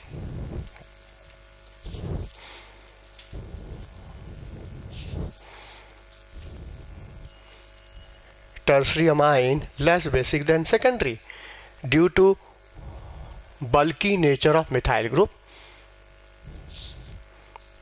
due to bulky nature of methyl group create steric hindrance, due to bulky nature of methyl group create steric hindrance, bulky nature of methyl group create steric hindrance, जिसको हम बोलते हैं steric effect या steric hindrance या steric effect. अब ये बात सबको समझ में आई ना कि सेकेंडरी अमाइन ज़्यादा बेसिक है टर्सरी अमाइन से, टर्सरी अमाइन कम बेसिक हो रहा है। इसका ऑप्शन आंसर क्या होगा, स्टेरिक इफेक्ट या बल्की इफेक्ट। बल्की मतलब बड़ा, स्टेरिक इफेक्ट या बल्की इफेक्ट एक ही चीज़ है। और देखो ये क्वेश्चन कई बार आ चुका है, इसका आंसर स्टेरिक इफेक्ट लोग रिपोर्ट भी कर चुके हैं, लेकिन इसका एक आंसर और है जो अभी तक नहीं पूछा है, जबकि यहाँ 3 इफेक्ट काम कर रही जगह पर। इंडक्टिव इफेक्ट भी काम कर रहा है, स्टेरिक इफेक्ट भी काम कर रहा है, सॉल्वेशन इफेक्ट भी काम कर रहा है, जबकि ये क्वेश्चन जब 2 बार आ चुका है और दोनों बार आंसर स्टेरिक इफेक्ट रिपोर्ट किया गया है। लेकिन अब एग्जामिनर को कुछ नया करना है, यही क्वेश्चन फिर से रिपीट करेगा, उसमें स्टेरिक इफेक्ट गायब कर देगा, तो आंसर हो जाएगा सॉल्वेशन इफेक्ट। मतलब यहाँ एक आंसर और है, सॉल्वेशन इफेक्ट। नोट कर लो इसको भी। Secondary amine more basic than tertiary amine, वह बात वही है, या तो उल्टा कर दो, चलो टर्सरी उल्टा कर दो, बात वही है घूम फिर के। Secondary amine more basic than tertiary amine due to solvation effect.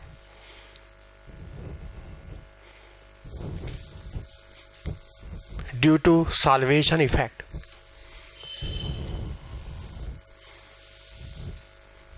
Solvation effect, अब क्या होगा, सॉल्वेशन इफेक्ट क्या होता है, ये तो एग्जाम्पल है, अभी और भी कई जगह सॉल्वेशन इफेक्ट लगना है, तो उस इफेक्ट को भी सीख लो। ये मत समझना कि हम इंडक्टिव इफेक्ट पढ़ा रहे हैं, हम साथ साथ सारे इफेक्ट पढ़ा रहे हैं, एक एक करके सारे। जैसे इंडक्टिव इफेक्ट सुना दिया, स्टेरिक सुना दिया, अभी तीसरा सुना रहा है सॉल्वेशन इफेक्ट। ये सॉल्वेशन इफेक्ट होता क्या है, आज यहाँ है, कल और भी लग सकता है, तो हम उसको कैसे लगाएंगे और कब लगाएंगे।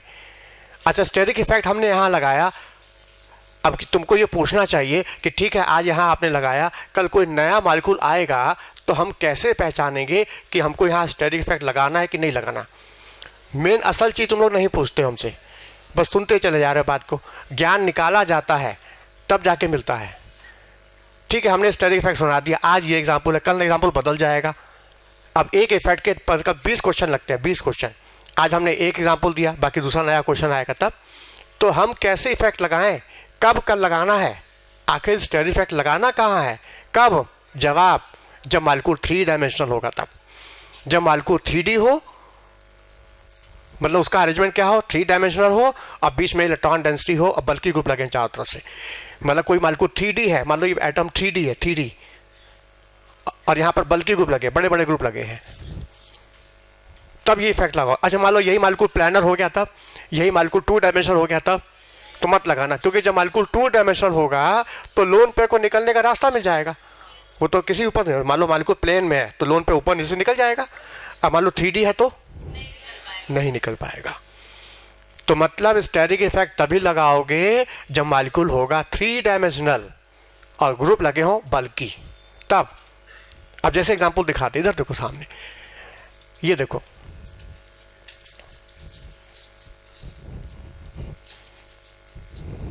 ध्यान से देखो। अभी हमने क्या बोला, स्टेरिक इफेक्ट तब लगाना जब मॉलिक्यूल होगा 3 डायमेंशनल, 2 डायमेंशनल रहेगा तो मत लगाना। बोला ना हमने, जब ध्यान से देखो, इस नाइट्रोजन से बड़े बड़े ग्रुप लगे हैं, लेकिन ये 2 डायमेंशनल है, क्योंकि लोन पेयर इस पाई के साथ कंजुगेशन में आ गया। डबल बॉन्ड्स अटैच पर जब लोन पेयर होता है ना, तो लोन पेयर पाई के साथ क्या होता है, कंजुगेशन। कंजुगेशन मतलब मूवमेंट है, वो लोन पेयर अब दौड़ लगाएगा। ये लोन पेयर पाई के साथ दौड़ लगाएगा और इलेक्ट्रॉन मूव करेगा हाई डेंसिटी से लो डेंसिटी की ओर, और जहां ये मूव कर गया तो ये हो गया पाई। और जब ये पाई हो गया तो हम इसको हाइब्रिडेशन में काउंट नहीं करेंगे। 1 सिग्मा, 2 सिग्मा, 3 सिग्मा, अब ये हो गया sp2, मॉलिक्यूल हो गया प्लानर। This is 2 dimensional. अब यहाँ स्टेरिक इफेक्ट नहीं लगेगा, जबकि बल्कि ग्रुप लगा है लेकिन स्टेरिक नहीं लगेगा, बिकॉज मॉलिक्यूल इज 2 डायमेंशनल। अब यहाँ पर अब इसको हटा दें, चलो अब लग जाएगा, अब लग जाएगा, क्योंकि अब ये लोन पेयर कंजुगेशन में नहीं है।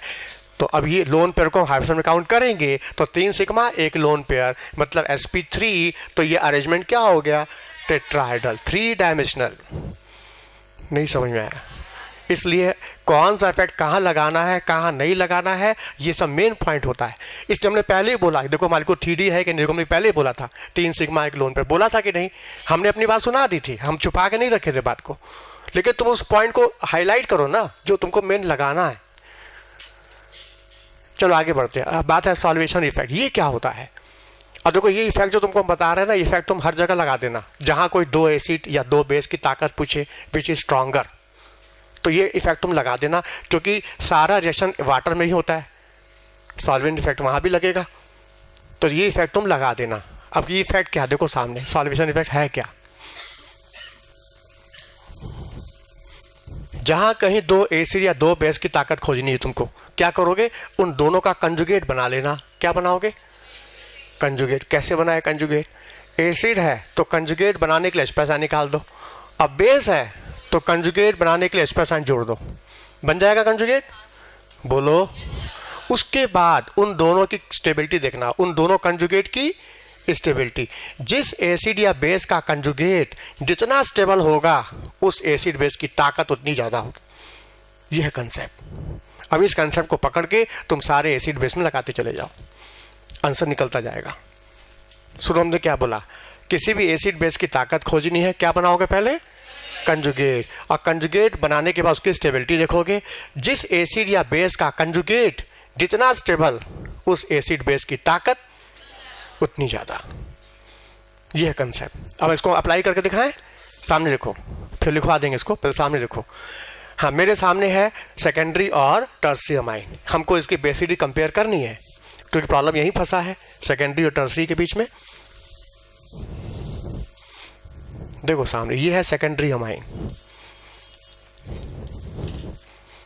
और ये है टर्शियरी अमाइन, ठीक है। हमको इनकी बेसिसिटी देखना है, कौन बेसिक स्ट्रांग है। आज बेस है, कल एसिड भी होगा, कौन स्ट्रांगर है। तो जब हमको इन 2 बेस की ताकत चेक करनी है, सेकेंडरी और ये है टर्शियरी। ये समझ में सेकेंडरी क्यों है, समझ में आ रहा है, बताए हैं बहुत पहले ही बता चुके। हमको इनकी ताकत चेक करनी है, क्या करेंगे, दोनों का कंजुगेट बनाएंगे। तो बेस का कंजुगेट बनाने के लिए, कंजुगेट एसिड बनाने के लिए उसमें H+ आयन डाल दो, और एसिड का कंजुगेट बेस बनाओगे, H+ आयन निकाल दो। ये बेस है तो कंजुगेट एसिड बनाने के लिए दोनों में H+ आयन डाल दो, डाल दो, इसमें भी H+ आयन डाल दो, इसमें भी H+ आयन डाल दो, ठीक है, डाल देंगे। अब क्या होगा, देखो सामने, देखो देने वाला न्यूट्रल, लेने वाला चार्ज, तो लेन देन के बाद चार्ज उलट जाएगा, हम बोले थोड़ी देर पहले। तो इसने अपना लोन पे जाके इसको दे दिया, तो ये पॉजिटिव चार्ज इसके माथे आ जाएगा, ये बन जाएगा स्ट्रक्चर CH3N CH3H+, बोलो बनेगा कि नहीं। वही हाल यहाँ भी होगा, ये न्यूट्रल है देने वाला, ये चार्ज है, तो लेन देन के बाद चार्ज उलट जाएगा, इतना लोन पर दिया, पॉजिटिव इसके ऊपर आ जाएगा और बन जाएगा N CH3H+,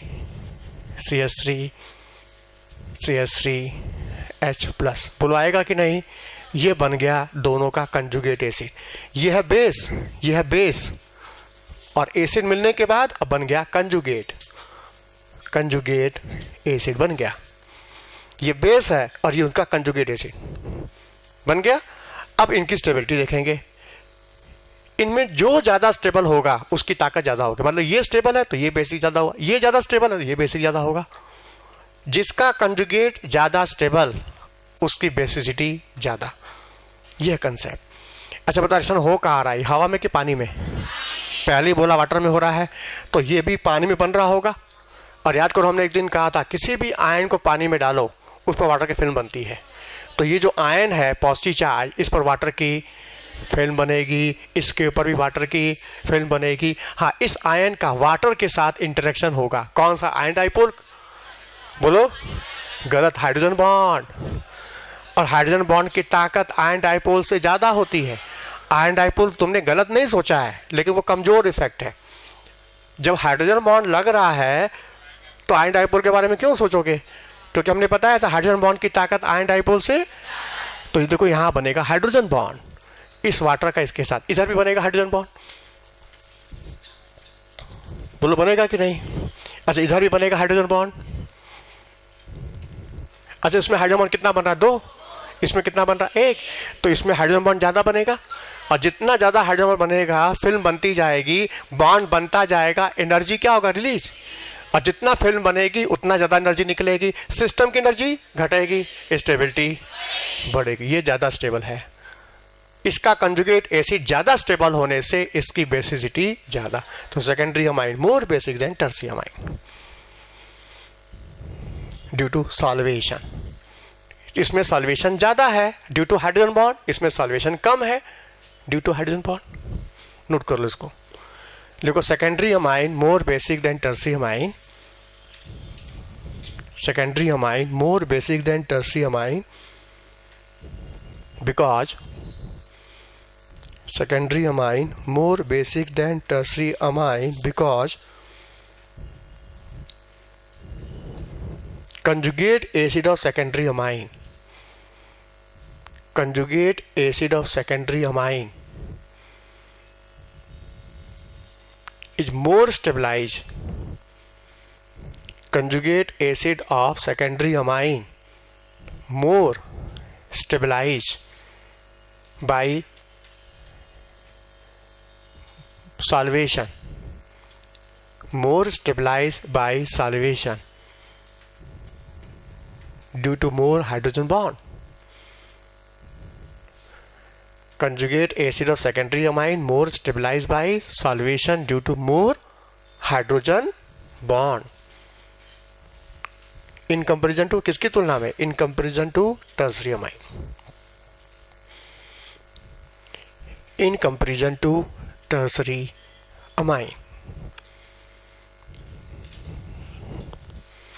ये हमने किससे कंपेयर किया था? टर्शियरी के साथ। बोलो बात समझ में आई? तब सुनो ध्यान से। यहां पर जो हमने ये आंसर नोट किया है, इस जगह 3 इफेक्ट काम कर रहा है। यहां प्लस आई भी काम कर रहा है, स्टेरिक भी काम कर रहा है, और सॉल्वेशन भी काम कर रहा है। मतलब तीनों इफेक्ट मिलाने के बाद तब जाके ऑर्डर बना है।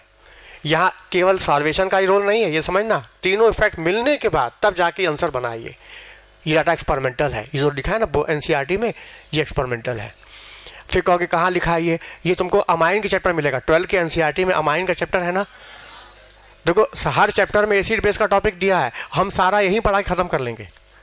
चैप्टर पढ़ाने से पहले ही हो जाएगा एसिड बेस। तुम जैसे अमाइन का चैप्टर है, कार्बोक्सिलिक एसिड है, अल्कोहल है, मतलब सब में दिए ना एसिड बेस। तो सारे एसिड बेस का कंसेप्ट हम पहले ही पढ़ा के खत्म कर लेंगे, इसी में इफेक्ट में ही। तो हमने जो ये ऑर्डर दिया है इसमें 3 इफेक्ट काम कर रहा है, प्लस आई भी, स्टेरिक और सॉल्वेशन। तीनों मिलाने के बाद तब जाके डाटा एक्सपेरिमेंटल बना है। अब किसी का मन चलेगा कि आप प्राइमरी अमाइन की बात करिए तो प्राइमरी अमाइन में तो सॉल्वेशन और ज़्यादा होगा, मन में तुम्हारे आ रहा होगा। लेकिन हमने इसको पीछे रखा है क्योंकि यहाँ प्लस आई कम है, प्लस आई इसमें ज़्यादा है। तो मतलब कुल मिलाकर के तीनों इफेक्ट लगाने के बाद तब ये ऑर्डर बना है। तो हम ये कह रहे हैं कि स्टेरिक के पेपर पर 2 बार क्वेश्चन आ चुका है। मान लो ये ऑप्शन हटा दे तो तुम्हारे पास एक ऑप्शन और है, सॉल्वेशन इफेक्ट। कि सेकेंडरी अमाइन क्यों ज़्यादा बेसिक है टर्शियरी अमाइन से, स्टेरिक इफेक्ट हटा के एक नया ऑप्शन बनता है सॉल्वेशन इफेक्ट। वो भी आंसर है यहाँ पर।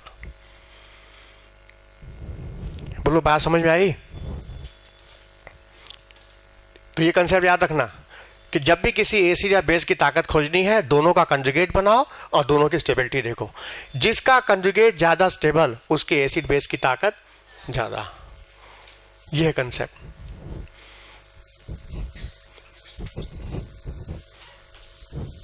हाँ जरा पता बेसिसिटी ऑर्डर क्या होगा। देखो ऑर्डर ऑफ बेसिसिटी निकालना है। Order of basicity fluorine NH2 CH2 NH2 basicity order.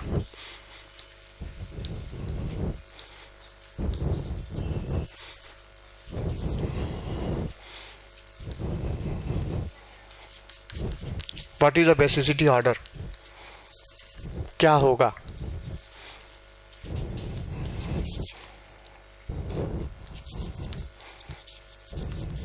बताइए इनमें सबसे ज्यादा बेसिक कौन होगा?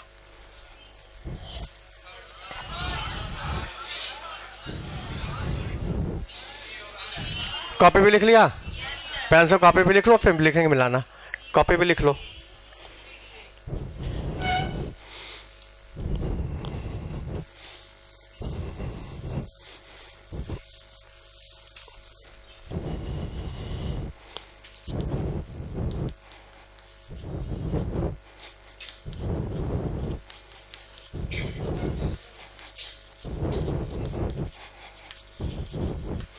हाँ पता है, सोच लिया?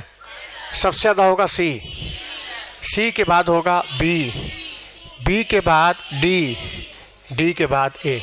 अब जिसको नहीं समझ में हाथ उठा के बात कर सकता है, बोलो। हाँ तो फ्लोरीन के ज़्यादा खींचेगा ना। अब विड्रॉइंग ग्रुप बेसिसिटी को घटाता है, विड्रॉइंग ग्रुप बेसिसिटी को घटाता है, तो फ्लोरीन ज़्यादा इलेक्ट्रोनेगेटिव है ना, तो विड्रॉ करके बेसिसिटी कम ना कर देगा, तो ए लास्ट में तो हुआ। ठीक तो है? आया समझ में? अच्छा ये बताओ, इन चारों में बताओ बेसिसिटी ऑर्डर।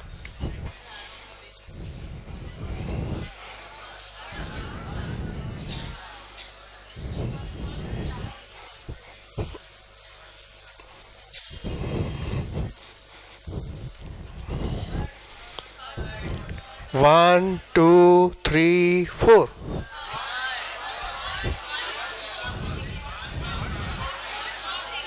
हाँ देखो नाइट्रोजन यहाँ भी है, यहाँ भी लोन पेयर है, यहाँ भी लोन पेयर है, यहाँ भी लोन पेयर है, यहाँ भी लोन पेयर है।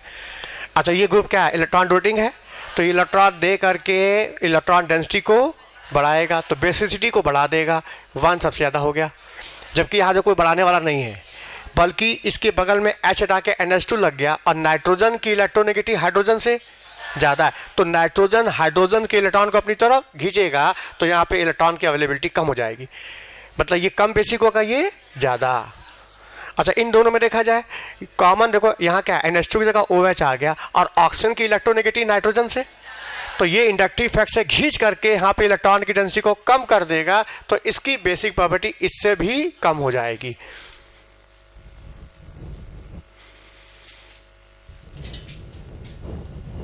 ये हाइड्रोजीन है, इसका नाम हाइड्रोक्सिल अमाइन है, और ये अमोनिया है, और ये मिथाइल अमाइन है।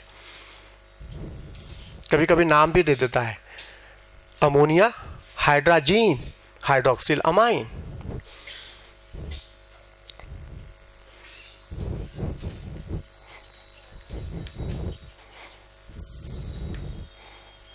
अरे H हट के NH2 लग गया ना, कॉम डिफरेंस क्या है? आखिर इन दोनों में अंतर क्या है? NH2 कॉमन है कि नहीं? H हट के क्या लग गया? N। और कॉमन चीज पर ध्यान मत दिया करो, हम बोल रहे हैं, जब हम बोले लाइन बड़ा इंपॉर्टेंट बोले हैं, इसको हल्के से मत लेना। जो चीज कॉमन होती है उस पर ध्यान मत दिया करो, जो चीज बदल रही है उसमें आंसर छिपा है। पता ये कॉमन है कि नहीं, उस पर देखो ही मत। देखो क्या, हाइड्रोजन और नाइट्रोजन, बता इन दोनों में क्या फर्क है? नाइट्रोजन की इलेक्ट्रोनेगेटिव ज़्यादा है हाइड्रोजन से, तो नाइट्रोजन इलेक्ट्रॉन अपनी तरफ खींच करके इसकी इलेक्ट्रॉन डेंसिटी को कम कर देगा। बात खत्म। हाँ carbon ion, carbon negative charge, मान लो हमको इसकी स्टेबिलिटी डिफाइन करनी है, तो वो भी इंडक्टिव इफेक्ट से हम डिफाइन करेंगे। हाँ अब बताओ, यहाँ पर हमने कोई ऐसा ग्रुप लगाया जो इलेक्ट्रॉन दे रहा है। जब सोचो इलेक्ट्रॉन दे रहा है, तो दे करके इलेक्ट्रॉन डेंसिटी को बढ़ा देगा। इलेक्ट्रॉन देने वाला का ना, इलेक्ट्रॉन देने वाला, तो वो दे करके यहाँ पे इलेक्ट्रॉन डेंसिटी को, और इलेक्ट्रॉन डेंसिटी बढ़ेगी तो स्टेबिलिटी घट जाएगी। याद रखना, स्टेबिलिटी तभी ज़्यादा होगी जब चार्ज डेंसिटी कम हो, चार्ज डेंसिटी घटनी चाहिए। जबकि ये इलेक्ट्रॉन दे करके चार्ज डेंसिटी को बढ़ा रहा है, तो स्टेबिलिटी को घटा रहा है। अच्छा ऐसा ग्रुप लगाया जो इलेक्ट्रॉन खींचे, तो इलेक्ट्रॉन डेंसिटी कम हो जाएगी, तो इसकी स्टेबिलिटी क्या होगी? तो मतलब स्टेबिलिटी ऑफ, कंसेप्ट क्या है? Stability of carbon ion directly proportional to minus I और inversely proportional to plus I. अब इस कंसेप्ट के आधार पर मेरे सामने कोई भी कार्बन आयन आएगा, हम स्टेबिलिटी खोज लेंगे।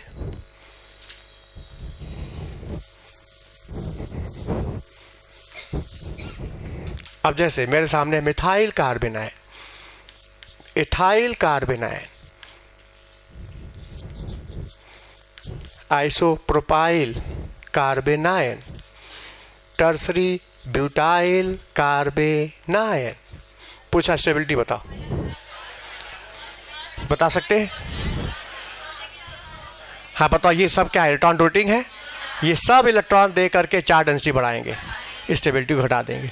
ये कम स्टेबल और ये ज़्यादा स्टेबल।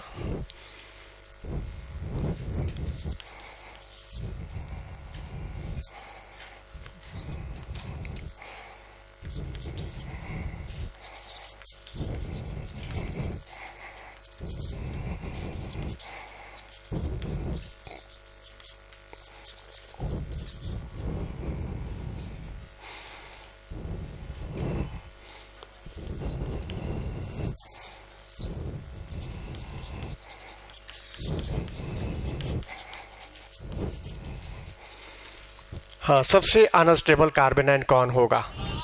1 2 3 4 बोलो। हाँ, क्योंकि ये इलेक्ट्रॉन दे रहा है और दे के इलेक्ट्रॉन डेंसिटी को बढ़ा रहा है, सबसे अनस्टेबल वन होगा। बोलो, समझ में आया? अच्छा ये बताओ,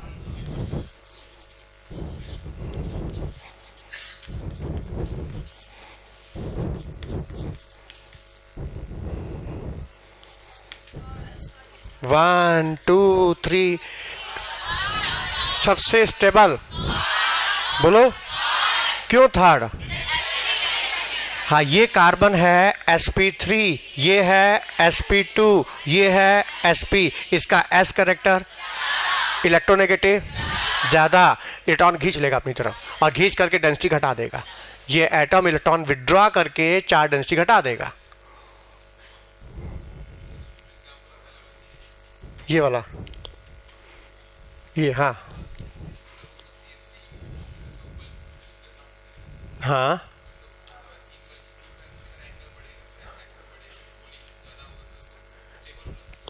ये मिथाइल ग्रुप इलेक्ट्रॉन देगा ना कि नहीं? बोलो, किसके बीच में? हाँ, इसके बीच रिपल्सन होगा। तो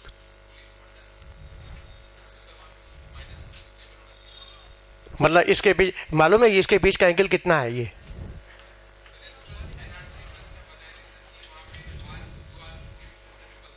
हाँ, जब हम लोग इंडक्टिव इफेक्ट निकालते हैं ऑर्डर में, जब हमको इंडक्टिव इफेक्ट का ऑर्डर निकालना होता है, वहाँ ये बात लगाते हैं हम लोग। वो इफेक्ट इसमें क्यों लगाए हो? जैसे हमको इंडक्टिव इफेक्ट लगाना, जैसे कहीं ग्रुप लगा, उसमें ये सब ग्रुप लगे हुए हैं। यहाँ तो इंटरमीडिएट है ना, ये तो कार्बन आयन। जब कोई ग्रुप लगा होता है वहाँ ये क्या इफेक्ट लगाते हैं? जैसे ये देखो Nr3+, हमने ये कहा था Nr3+, और एक होता है NH3+। हाँ, अब बताओ, इसके लग जाने से हमने इसका माइनस आई ज़्यादा दिखाया है, इसका माइनस आई कम दिखाया है। बोलो यही ना? बताओ, यहाँ ग्रुप लगा है ना, ये ग्रुप है, ये तो इंटरमीडिएट है। इंटरमीडिएट में हमको बताना स्टेबिलिटी, और स्टेबिलिटी बताएंगे चार्ज डेंसिटी के आधार पर। जितना चार्ज डेंसिटी कम, स्टेबिलिटी उतनी ज़्यादा। बात ये चल रही है। और ये है इंडक्टिव इफेक्ट, जब ग्रुप लगा हो तब। तो उसमें इसके बीच क्या होगा? रिपल्सन। तो एंगल क्या होगा? बढ़ेगा। तो इसकी इलेक्ट्रोनेगेटिव बढ़ेगी, इलेक्ट्रॉन खींचने की ताकत बढ़ेगी। ये किसमें? Minus I. और हम क्या लगा रहे हैं? स्टेबिलिटी। दोनों केस अलग अलग है एकदम।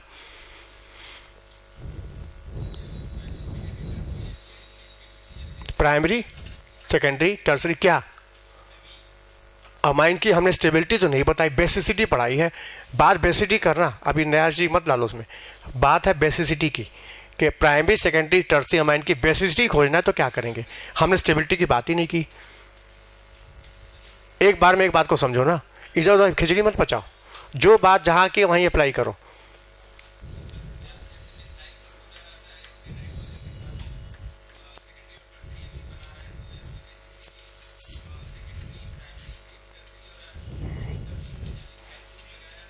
क्या लगा दें, ethyl.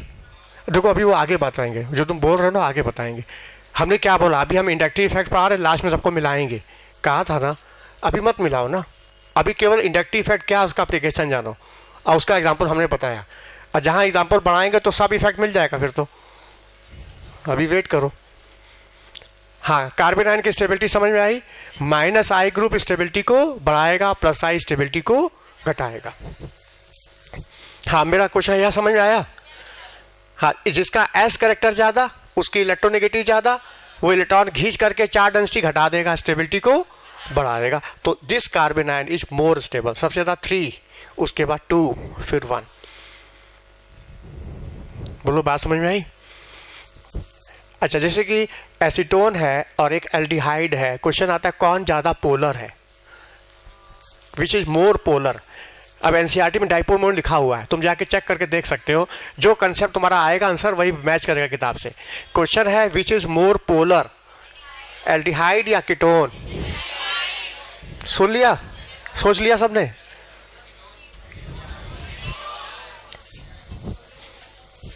Which is more polar, देखो सामने, सोच लिया ना, सामने देखो। याद करो, पोलर मतलब डाइपोल मोमेंट। जो मॉलिक्यूल पोलर होता है उसका डाइपोल मोमेंट ज़्यादा होता है। A dipole moment is the vector quantity, it required magnitude as well as direction. तो मतलब मिथाइल ग्रुप का नेचर क्या है, ये प्लस आई कि माइनस आई, तो इलेक्ट्रॉन देगा, ये भी देगा, और ऑक्सीजन ज़्यादा इलेक्ट्रोनेगेटिव से इलेक्ट्रॉन खींचेगा। तो एक वेक्टर इधर, बाकी 3 वेक्टर 2 इधर लग रहे हैं, मतलब रिजल्टिंग 4 वेक्टर इधर लगेगा। इसमें देखो, इसका डायरेक्शन इधर चल रहा है। अच्छा, हाइड्रोजन की कम है, मिथाइल ग्रुप की ज़्यादा देने की पावर, ये देने वाला जबकि ये देने वाला नहीं है। तो बताओ इसके साथ कोई सपोर्ट लगा, जबकि इसके साथ सपोर्ट में लग गया 2, तो इसका नेट वेक्टर ज़्यादा आएगा, इसका नेट वेक्टर। तो ये मोर पोलर है एल्डिहाइड से। अब तुम किताब जाकर चेक कर सकते हो, एसीटोन का डाइपोल मोमेंट एल्डिहाइड से ज़्यादा है।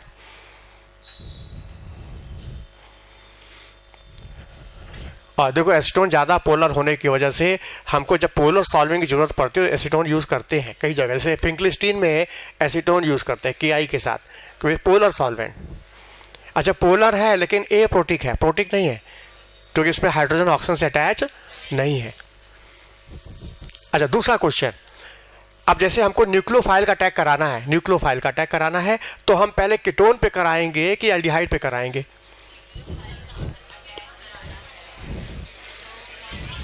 न्यूक्लियोफाइल का अटैक कराना है। क्वेश्चन है किस पर न्यूक्लियोफाइल का अटैक पहले होगा? सोच लिया कंसेप्ट क्या? देखो, न्यूक्लियोफाइल वहां जाएगा पहले जिस कार्बन को इलेक्ट्रॉन की जरूरत ज्यादा होगी, और जरूरत उसको ज्यादा, इस पर पॉजिटिव चार्ज ज्यादा, जिस पर पॉजिटिव चार्ज ज्यादा, इलेक्ट्रॉन की कमी ज्यादा, इलेक्ट्रॉन की जरूरत ज्यादा, न्यूक्लियोफाइल वहां पहले अटैक करेगा। ठीक है, मेरा ज्ञान भी उसको पहले मिलेगा जिसको ज्ञान की जरूरत होगी, जितना नीड होगी वो ज्ञान उठा लेगा अपने आप से। तो यहां पर भी न्यूक्लियोफाइल को इलेक्ट्रॉन उसी को मिलेगा जिस पर पॉजिटिव चार्ज ज्यादा। अब देखा जाए, बता methyl group plus I effect electron दे करके इसके पॉजिटिव चार्ज को सप्रेस करेगा। हाँ, ऑक्सीजन की ज्यादा है कार्बन से, तो ऑक्सीजन कार्बन के इलेक्ट्रॉन को अपनी ओर खींचेगा, डेल्टा नेगेटिव डेल्टा पॉजिटिव। लेकिन ये मिथाइल प्लस आई से दे करके पॉजिटिव चार्ज को सप्रेस कर देगा, ये भी दे करके सप्रेस करेगा। लेकिन यहाँ कोई सप्रेस करने वाला नहीं है, पॉजिटिव चार्ज की इंटेंसिटी ज़्यादा है, इलेक्ट्रॉन की डिमांड ज़्यादा है। पॉजिटिव चार्ज मतलब इलेक्ट्रॉन की कमी, डिमांड, और जिसको डिमांड ज़्यादा होगी न्यूक्लियोफाइल वहाँ अटैक करेगा। मतलब इस पर न्यूक्लियोफाइल का अटैक सबसे फास्ट। तो ऑर्डर क्या हुआ? सबसे पहले फॉर्मल्डिहाइड, फिर होगा एसिटल्डिहाइड, उसके बाद कीटोन। नोट कर लो, न्यूक्लियोफिलिक अटैक का ऑर्डर, किस पर न्यूक्लियोफाइल का अटैक पहले होगा? फॉर्मल्डिहाइड, फिर एसिटल्डिहाइड, फिर लास्ट में एसीटोन।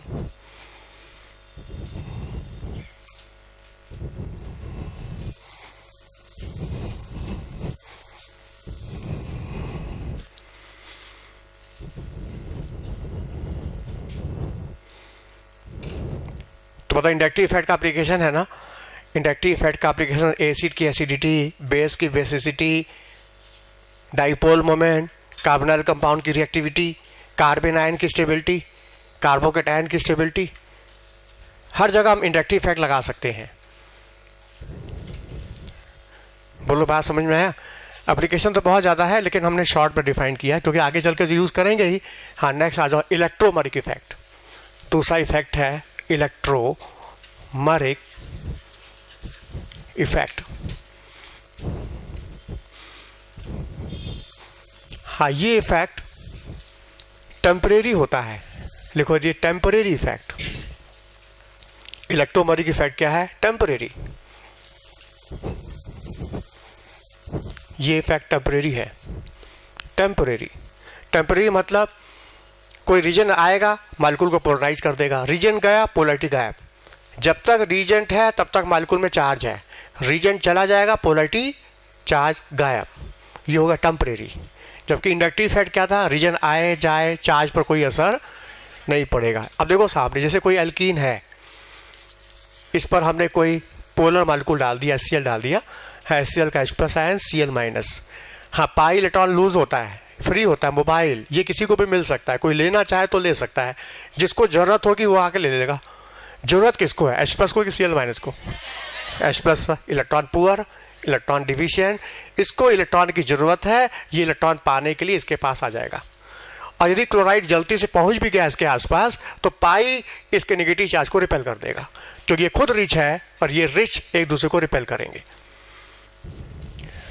पाई रिच होता है और नेगेटिव चार्ज भी क्या होता है? रिच होता है। तो दो रिच एक दूसरे को रिपेल करेंगे, तो ये पाई इस नेगेटिव चार्ज को रिपेल करेगा, इसलिए इस पाई बॉन्ड पर इलेक्ट्रोफाइल का ही पहले अटैक होगा। चलो मान लो H+ ने अटैक किया इस कार्बन पर, तो ये कार्बन इसको इलेक्ट्रॉन देने के लिए अपना पाई इधर की ओर शिफ्ट कर देगा, और जैसे पाई इधर की ओर शिफ्ट किया, नुकसान होगा इस कार्बन का, यहां पर आएगा positive charge. Positive charge.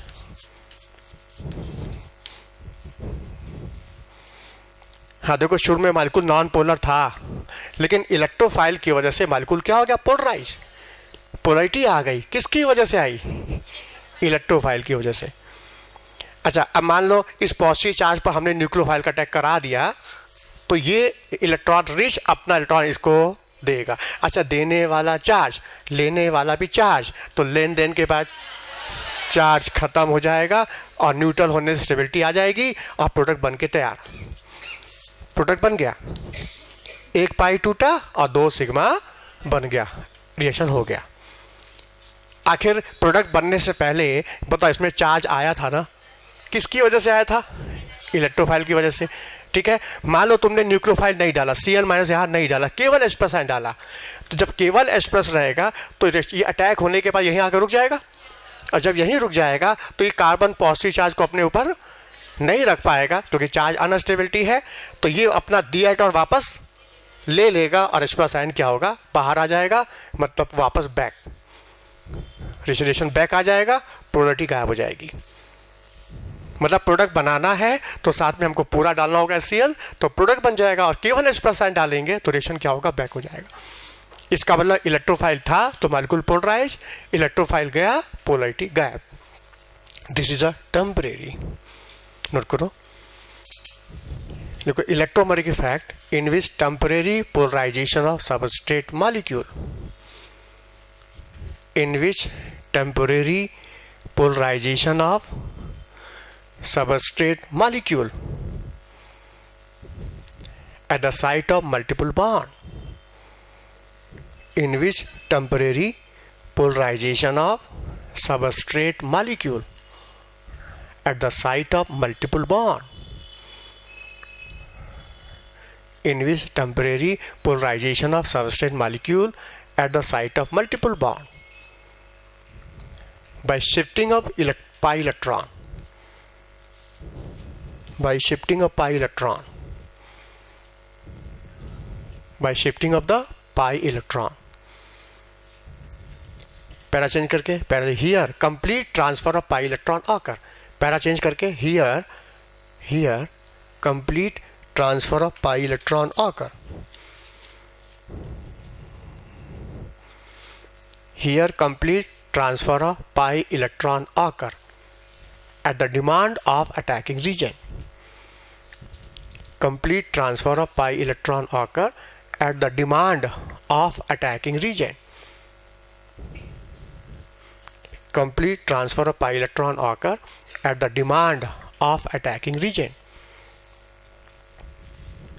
If attacking region remove. If attacking region remove. If attacking region remove, then pi electron occupy original position.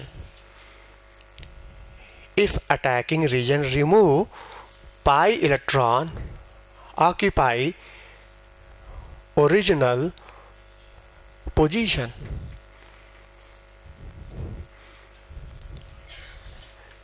यदि हम अटैक रीजन हटा देंगे तो पाई इलेक्ट्रॉन अपनी पुरानी अवस्था में आ जाएगा, मतलब चार्ज क्या हो गया, गायब। तो ये इफेक्ट हमको मिलेगा कहाँ, किस मॉलिक्यूल में ये इफेक्ट मिलेगा? हम पूछते हैं, जवाब क्या दोगे, बोलो। ये इफेक्ट हमको किस मॉलिक्यूल में मिलेगा? जहां पाई होगा, जिस मॉलिक्यूल में पाई होगा, पोलराइजेशन होगा, वहीं ये चार्ज मिलेगा इफेक्ट। अब चाहे वो एल्कीन हो, चाहे वो एल्काइन क्यों ना हो, और चाहे वो कार्बोनाइल क्यों ना हो, चाहे वो साइनाइड क्यों ना हो, मतलब सभी में तो पाई बॉन्ड है। अब जैसे कार्बोनाइल की बात करते हैं, चलो कार्बोनाइल हमने कोई डाल दिया, कोई molecule HX, HCN, water, alcohol, ammonia, ammonia derivative, कोई भी मॉलिक्यूल हमने डाल दिया, पोलर मॉलिक्यूल डाल दिया, होगा क्या? ध्यान दो, कोई बॉन्ड पोलर है, इसमें ऑक्सीजन की इलेक्ट्रोनेगेटिव कार्बन से ज़्यादा है, तो ऑक्सीजन कार्बन के पाई को अपनी तरफ खींचेगा। अब पाई ऑक्सीजन तरफ आ जाने से, पाई डेंसिटी ऑक्सीजन तरफ बढ़ जाने से ऑक्सीजन पर नेगेटिव चार्ज, कार्बन पे आएगा पॉजिटिव चार्ज। अब पॉजिटिव चार्ज की वजह से यहाँ पे इलेक्ट्रॉन की कमी हो गई है, तो कोई रिच जाके अपना इलेक्ट्रॉन इसको देगा। हाँ, H प्लस X माइनस, ये माइनस रिच है, ये जाके अपना इलेक्ट्रॉन इसको देगा और दे के इसके साथ बॉन्ड बनाएगा।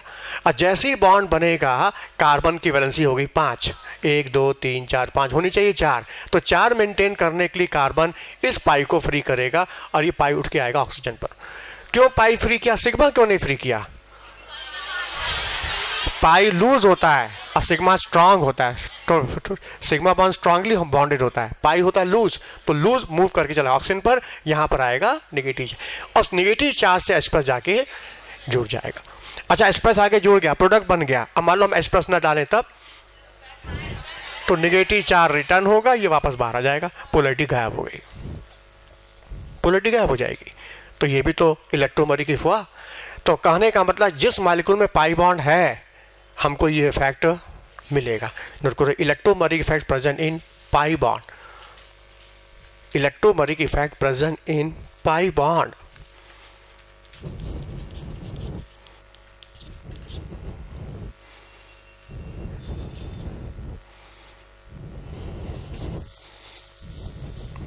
Electromagnetic effect present in pi bond.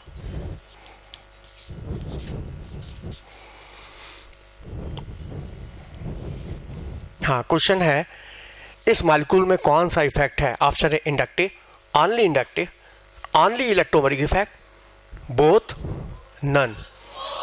बोलो, हाँ बोथ, दोनों इफेक्ट आएगा। रीजेंट आखिर पाई है ना, पाई है ना, पाई आएगा तो पोलैरिटी तो तैयार है ना, मॉलिक्यूल तो तैयार है ना, तो इस पाई की वजह से इलेक्ट्रोमैग्नेटिक इफेक्ट भी मिल जाएगा। और चूंकि ये बॉन्ड पोलर होने से यहाँ चार्ज भी आएगा, और वो चार्ज घिसकेगा भी, तो इंडक्टिव इफेक्ट भी है। तो मतलब यहाँ इंडक्टिव इफेक्ट भी है और इलेक्ट्रोमैग्नेटिक इफेक्ट भी है। ठीक है, मीसोमैग्नेटिक देखो, एक छोटा सा इफेक्ट है मीसोमैग्नेटिक, देखो मीसोमैग्नेटिक छोटा सा इफेक्ट है, अरे हो जाएगा, 2 मिनट लगेगा, मेरी अगले की तैयारी हो जाएगी ना, अगले लेक्चर का। हाँ, मीसोमैग्नेटिक इफेक्ट, मीसोमैग्नेटिक इफेक्ट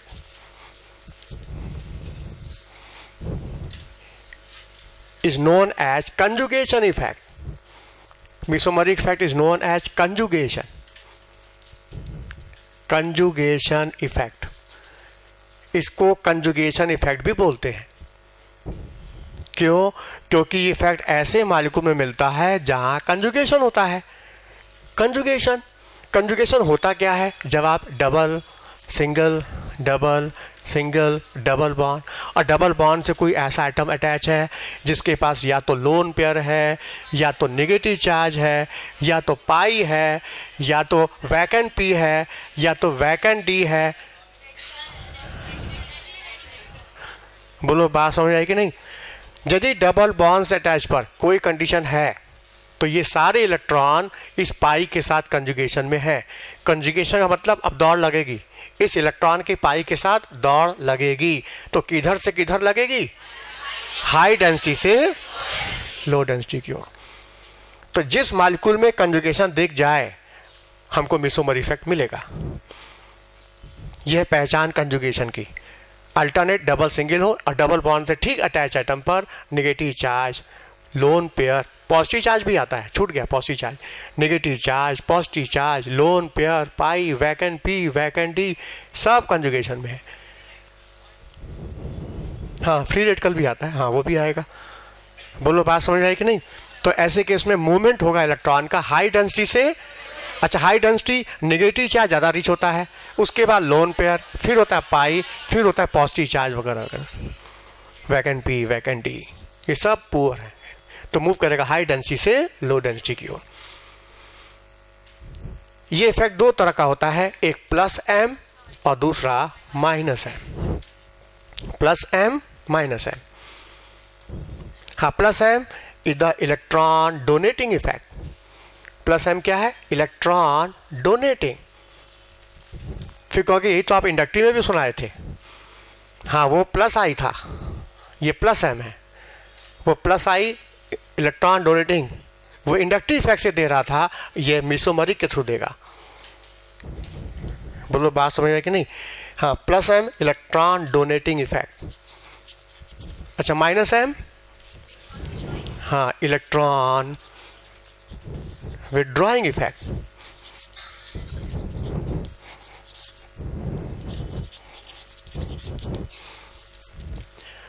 और कौन सा ग्रुप प्लस एम में आता है, कौन सा माइनस एम में आता है? एग्जाम क्वेश्चन आता है, मेरे सामने ग्रुप रख देगा, 4 option, which is plus M, tick मारो, which is minus M, tick मारो। तो हम कैसे जाने ये कौन प्लस में आएगा, कौन माइनस में आएगा? एग्जाम्पल तो बहुत सारे हैं। तो पहचानने का कला क्या है वो देख लो एक बार, और देख लोगे खुद ही पहचान लोगे कौन प्लस में आता है, कौन माइनस में आता है। सामने देखो, देखो प्लस एम का मतलब क्या? इलेक्ट्रॉन डोनेटिंग, मतलब वो ग्रुप इलेक्ट्रॉन दे रहा है। जरा सोचो, कोई भी ग्रुप मान लो इलेक्ट्रॉन दे रहा है तो बताओ इलेक्ट्रॉन का मूवमेंट क्या होगा? ग्रुप की तरफ होगा, ग्रुप से आगे जाएगा? कोई भी ग्रुप इलेक्ट्रॉन दे रहा है तो उसमें इलेक्ट्रॉन का जो मूवमेंट होगा वो ग्रुप की तरफ होगा, अवे फ्रॉम ग्रुप होगा? अवे फ्रॉम ग्रुप होगा। लिखो लिखो लिखो, in plus M shifting of electron occur away from group. Plus M में लिखो shifting of electron occur away from group. और माइनस में उल्टा कर दो, माइनस में उल्टा कर दो, शिफ्टिंग ऑफ इलेक्ट्रॉन आकर toward the group, toward the group, toward the group.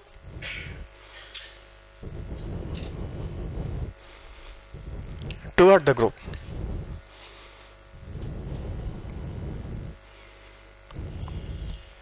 अब देखो, कोई भी हम ग्रुप लगा करके एग्जाम्पल दिखा सकते हैं उस पर। तो एक एग्जाम्पल हम बना के दिखा देते हैं, उसी आधार पर तुम चलते जाना, अपने बाकी सब बना लेना।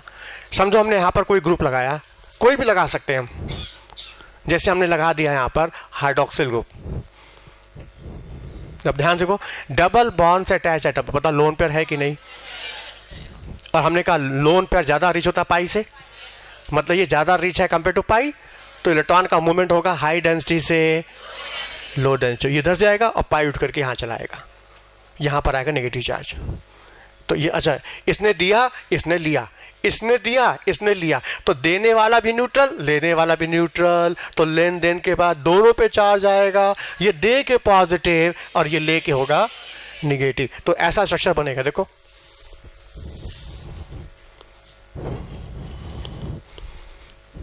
सी double bond C, double bond C, minus charge, single double bond O plus, ये बन गया स्ट्रक्चर। बन गया। अब जरा ध्यान से देखो, डबल बॉन्ड से अटैच पर नेगेटिव चार्ज, तो ये नेगेटिव इस पाई के साथ कंजुगेशन में है, फिर मूवमेंट होगा हाई डेंसिटी से, क्योंकि नेगेटिव चार्ज ज़्यादा रिच है पाई से, तो मूवमेंट होगा हाई डेंसिटी से। ये उठ के इधर गया तो ये उठ के यहाँ चला आया और यहाँ पर आया नेगेटिव चार्ज इस कार्बन पर, और स्ट्रक्चर बन गया। ये देखो,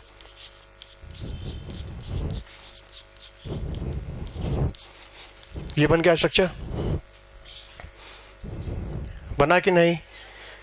अब ध्यान से देखो, ये नेगेटिव चार्ज पाई के साथ, फिर मूवमेंट होगा, फिर दौड़ लगेगी इलेक्ट्रॉन की हाई डेंसिटी से, ये उठ के इधर गया, ये उठ के यहाँ चला गया, और जो चार्ज यहाँ था वो घिसक के यहाँ चला आया। तो हम क्या देख रहे हैं, इस स्ट्रक्चर में पाई का मूवमेंट हो रहा है, पाई इलेक्ट्रॉन का मूवमेंट किधर, टुवर्ड द ग्रुप या away from group, plus M, away from group plus M. ये एग्जांपल प्लस एम का हो गया। बोलो बात समझ में आई? तो this group is plus M, क्योंकि ये इलेक्ट्रॉन दे रहा है, पाई का शिफ्टिंग अवे फ्रॉम ग्रुप हो रहा है। बोलो बात समझ में आई? अच्छा, मन में आएगा कि जब आप इंडक्टिव इफेक्ट पढ़ा रहे थे तो वहां पर ऑक्सीजन की इलेक्ट्रोनेगेटिव ज़्यादा थी कार्बन से, तो ऑक्सीजन कार्बन के सिग्मा को अपनी तरफ खींच रहा था। बोलो, तो उस केस में ये ग्रुप माइनस आई था, क्योंकि वो ऑक्सीजन हाई इलेक्ट्रोनेगेटिव होने से कार्बन के सिग्मा को अपनी ओर खींच रहा था, और जो इलेक्ट्रॉन खींचता है इंडक्टिव सिग्मा को वो होता है माइनस आई। मतलब इंडक्टिव इफेक्ट में ये माइनस आई था, और मेसोमेरिक में ये प्लस एम है। बिल्कुल हाँ, ये इंडक्टिव इफेक्ट में माइनस आई है और मेसोमेरिक में प्लस एम है, क्योंकि सिग्मा इलेक्ट्रॉन को खींच रहा है और लोन पेयर को दे रहा है। फिर क्योंकि सिग्मा से खींच रहा है, लोन पेयर को दे रहा है, तो ये दोनों इलेक्ट्रॉन लड़ नहीं जाएगा आपस में। सिग्मा से खींच रहा है, लोन पेयर से दे रहा है, इधर से आ रहा है, इधर से जा रहा है, तो दोनों इलेक्ट्रॉन लड़ नहीं जाएगा। लड़ेगा कि नहीं? इन दोनों इलेक्ट्रॉन में टकराव होगा कि नहीं? बोलो, नहीं होगा, क्योंकि इंडक्टिव इफेक्ट चलता है सिग्मा के थ्रू और मेसोमेरिक चलता है पाई के थ्रू। दोनों के रास्ते अलग हैं, एक है प्लेन की सवारी और एक है रोड की सवारी। बता, प्लेन रोड के किसी व्हीकल से लड़ाई लड़ता है क्या? दोनों के रास्ते अलग अलग हैं। माइनस आई से ले रहा है और प्लस एम के थ्रू दे रहा है। अच्छा, किसकी ताकत ज़्यादा है? माइनस आई प्लस एम, प्लस एम की ज़्यादा है। मेसोमेरिक जो है वो इंडक्टिव से डोमिनेंट है, लेकिन लग रहा दोनों। कोई पूछे यहाँ कौन कौन सा इफेक्ट लग रहा है, तो हम कहेंगे माइनस आई भी है और प्लस एम भी है, दोनों इफेक्ट लग रहा है यहाँ पर। बोलो समझ में आया? अच्छा, मान लो हम यहाँ OH लगाएं, हम इसी जगह पर हम नाइट्रो ग्रुप लगा दें तो। अब ध्यान से देखो, डबल बॉन्ड से अटैच पे पाई है, तो ये पाई इस पाई के साथ कंजुगेशन में है, तो फिर स्ट्रक्चर बनेगा मेसोमेरिक। हाँ, इसमें देखो ऑक्सीजन की इलेक्ट्रोनेगेटिव नाइट्रोजन से, तो ऑक्सीजन नाइट्रोजन के पाई को अपनी तरफ, यहाँ माइनस यहाँ प्लस। अब बताओ प्लस आ गया, बताओ रिच है कि पुअर है? तो ये इससे मांगेगा, तब इसको देने के लिए पाई इधर की ओर शिफ्ट कर देगा, तब यहाँ आ जाएगा प्लस। फिर ये इससे मांगेगा, पाई इधर शिफ्ट कर देगा, यहाँ आएगा प्लस। तो बताओ पाई किधर जा, ग्रुप की तरफ जा रहा है, shifting pi toward the group, तो ये हो गया माइनस एम, माइनस एम। अच्छा, इंडक्टिव इफेक्ट से देखा जाए तो नाइट्रोजन की इलेक्ट्रोनेगेटिव कार्बन से ज़्यादा है, नाइट्रोजन कार्बन के सिग्मा को अपनी तरफ खींचेगा, माइनस आई। मतलब ये माइनस एम भी है और माइनस आई भी है।